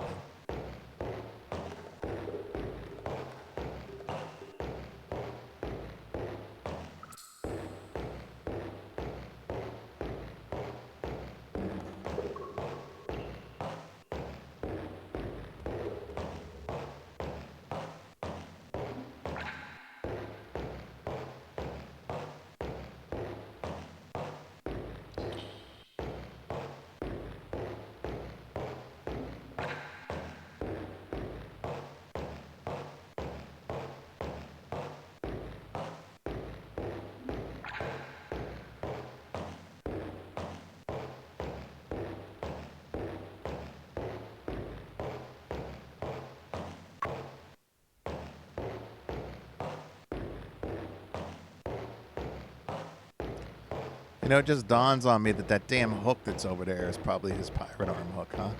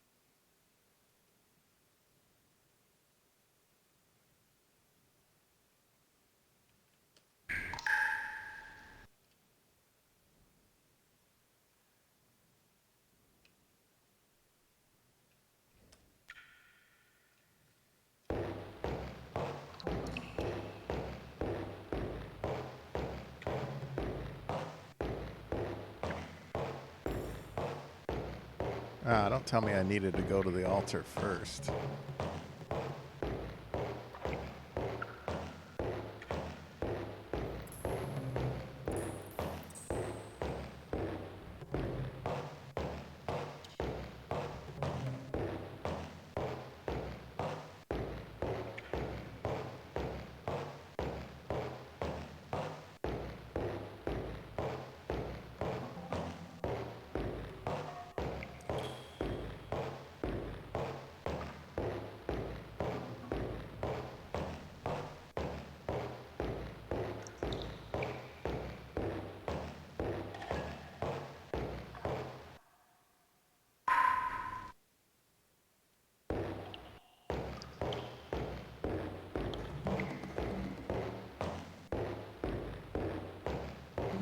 No, the hook only works that one door.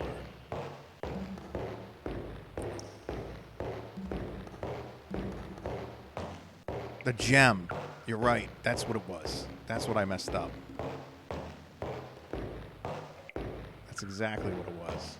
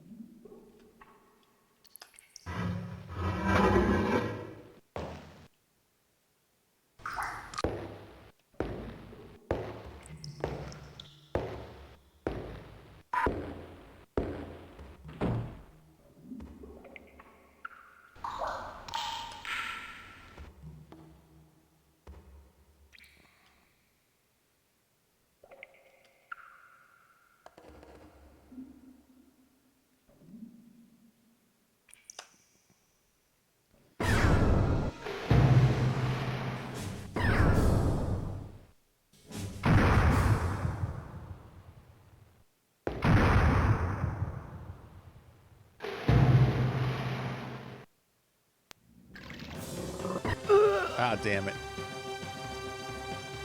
You hit me with those.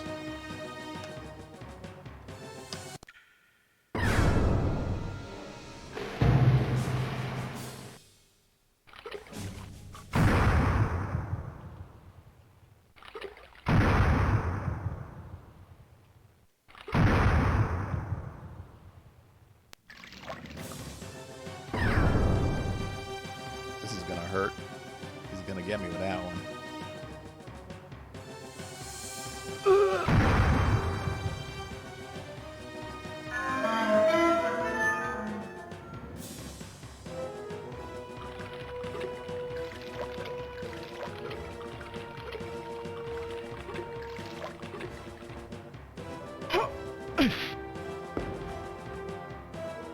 tree.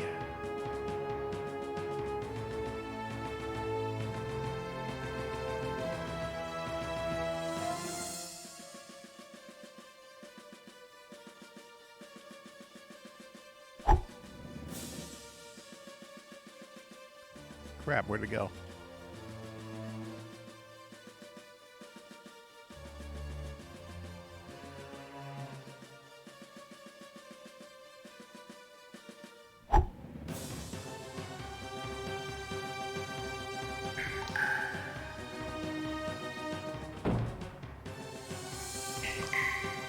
What?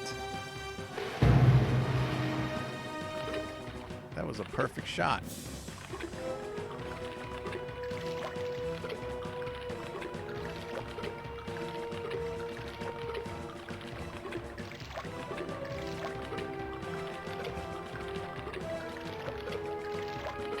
So where did my lamp go?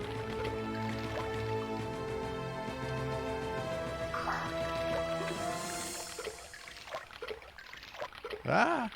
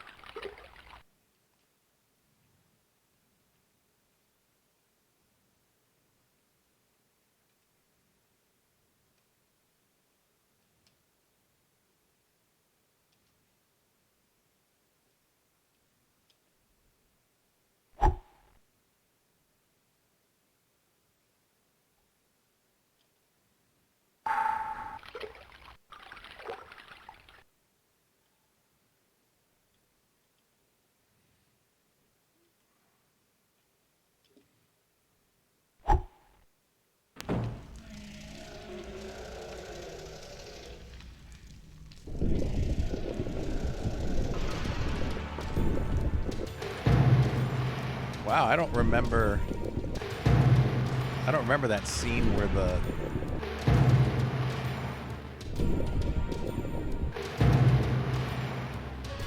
I don't remember the scene where his whole top is gone. Trees are gone.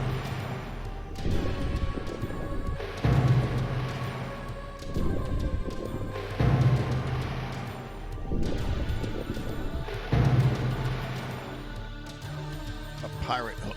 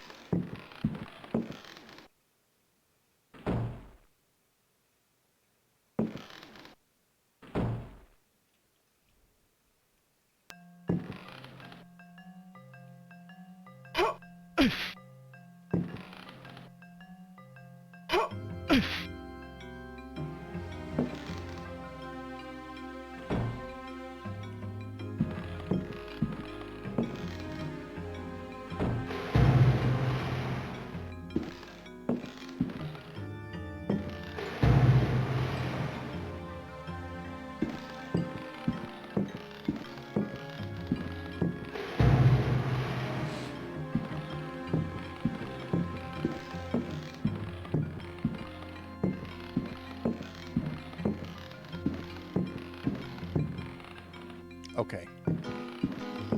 Can we go check on what that spider was hiding?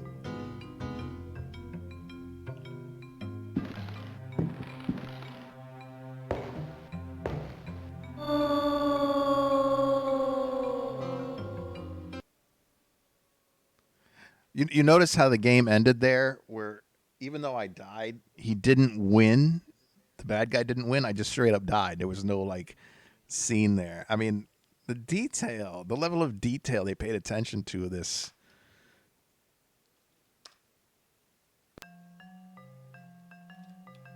It's quite fantastic.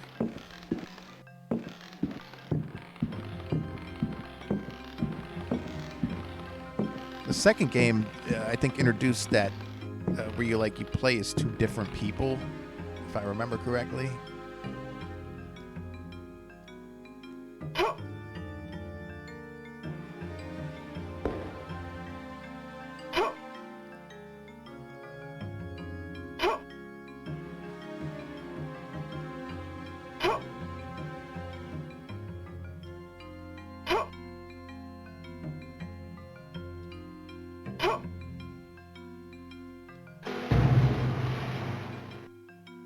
Ouch.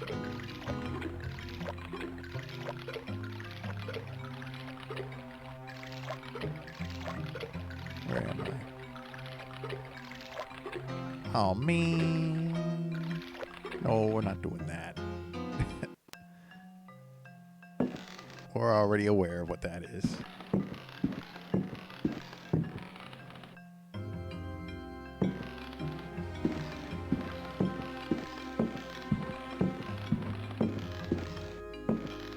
I honestly don't remember the end. So when I'll play through the second one. Apparently, I didn't think I'd do this one all in one night, but since I did, the second one I'm going to play next week.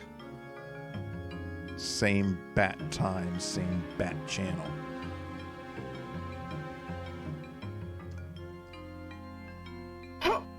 Assuming I can get it to work. You know, they are a little finicky.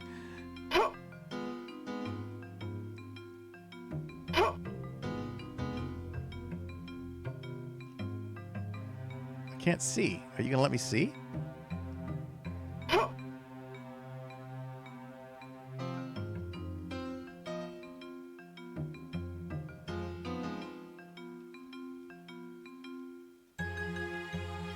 Oh, you know, I better just save.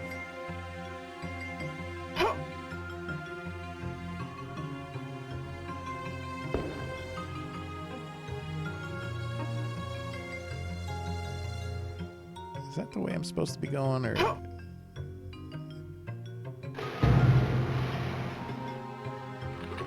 So the camera didn't switch for me.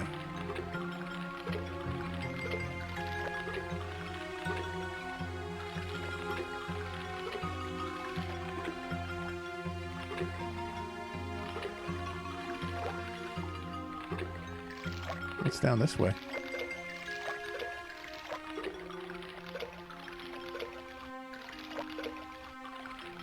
Okay, well, this works too.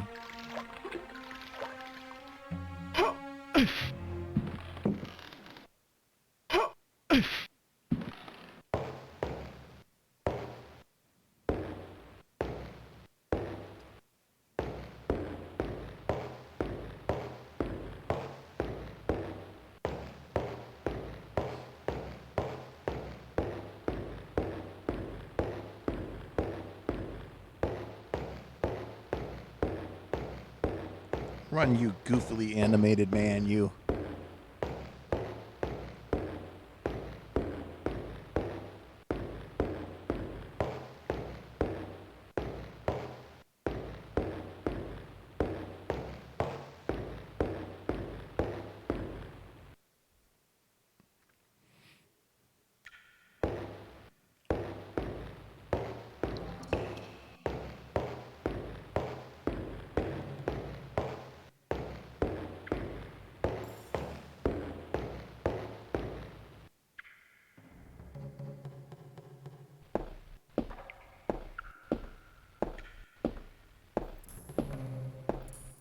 Yeah, that's what I was thinking too. I can't believe that I was able to fall and not die.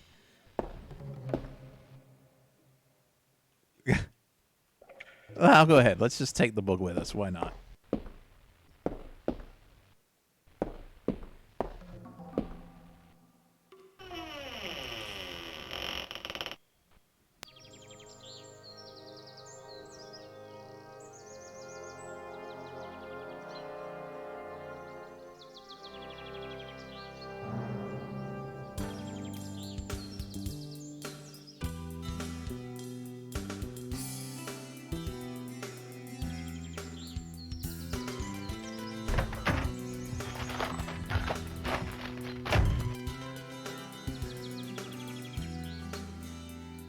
Wait,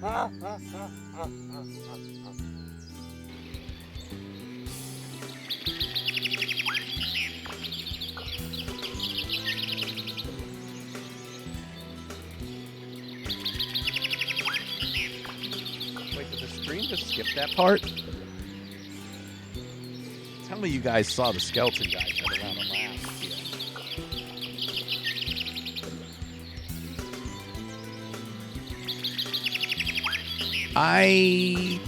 If you forgot to remove the barrel, I think you can just go back the way you came, but it's like a long way around.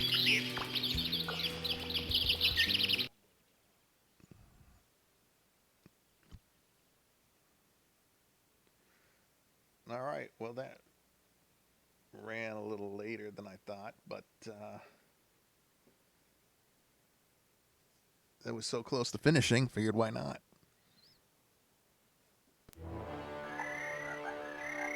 All right, guys, I'm going to head out now. Thanks for hanging around, especially to the end. Oh, the bridge does fall. Oh, I guess you're right. So if you didn't remove that, you, I guess, are screwed, huh?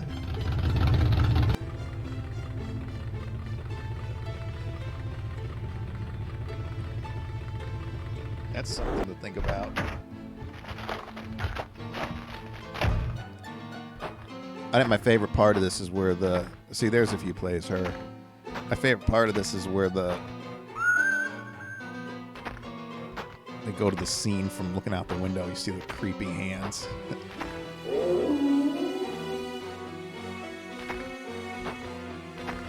comes another chance.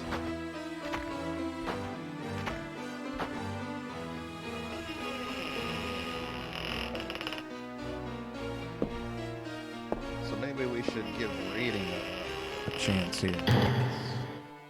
Let's see if we can find someone playing something neat.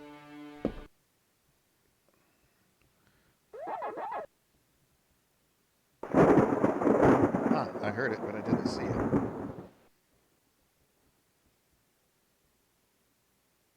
Sharp Pointy Stick, thank you for following. And again, we're going to hit the second one next Tuesday. And I have a much less memory of playing that one, so it'll take me a little longer. And then the third one, I don't believe I ever managed to get that working properly back in the day, so I don't believe I ever played that. Hey, cat, what are you doing, buddy? We're all come here,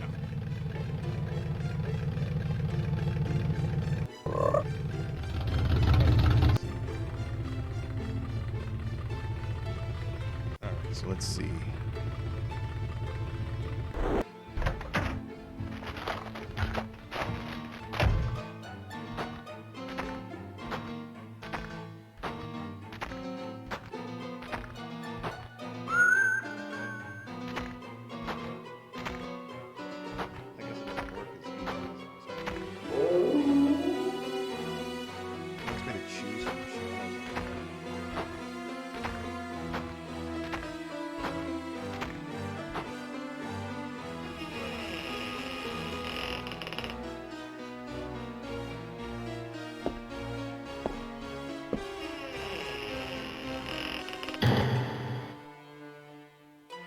Oh, here we go. Here's a good one.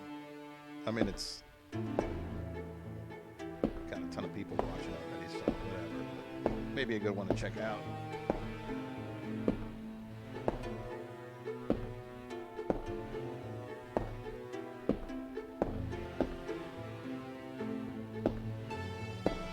All right, guys, take it easy.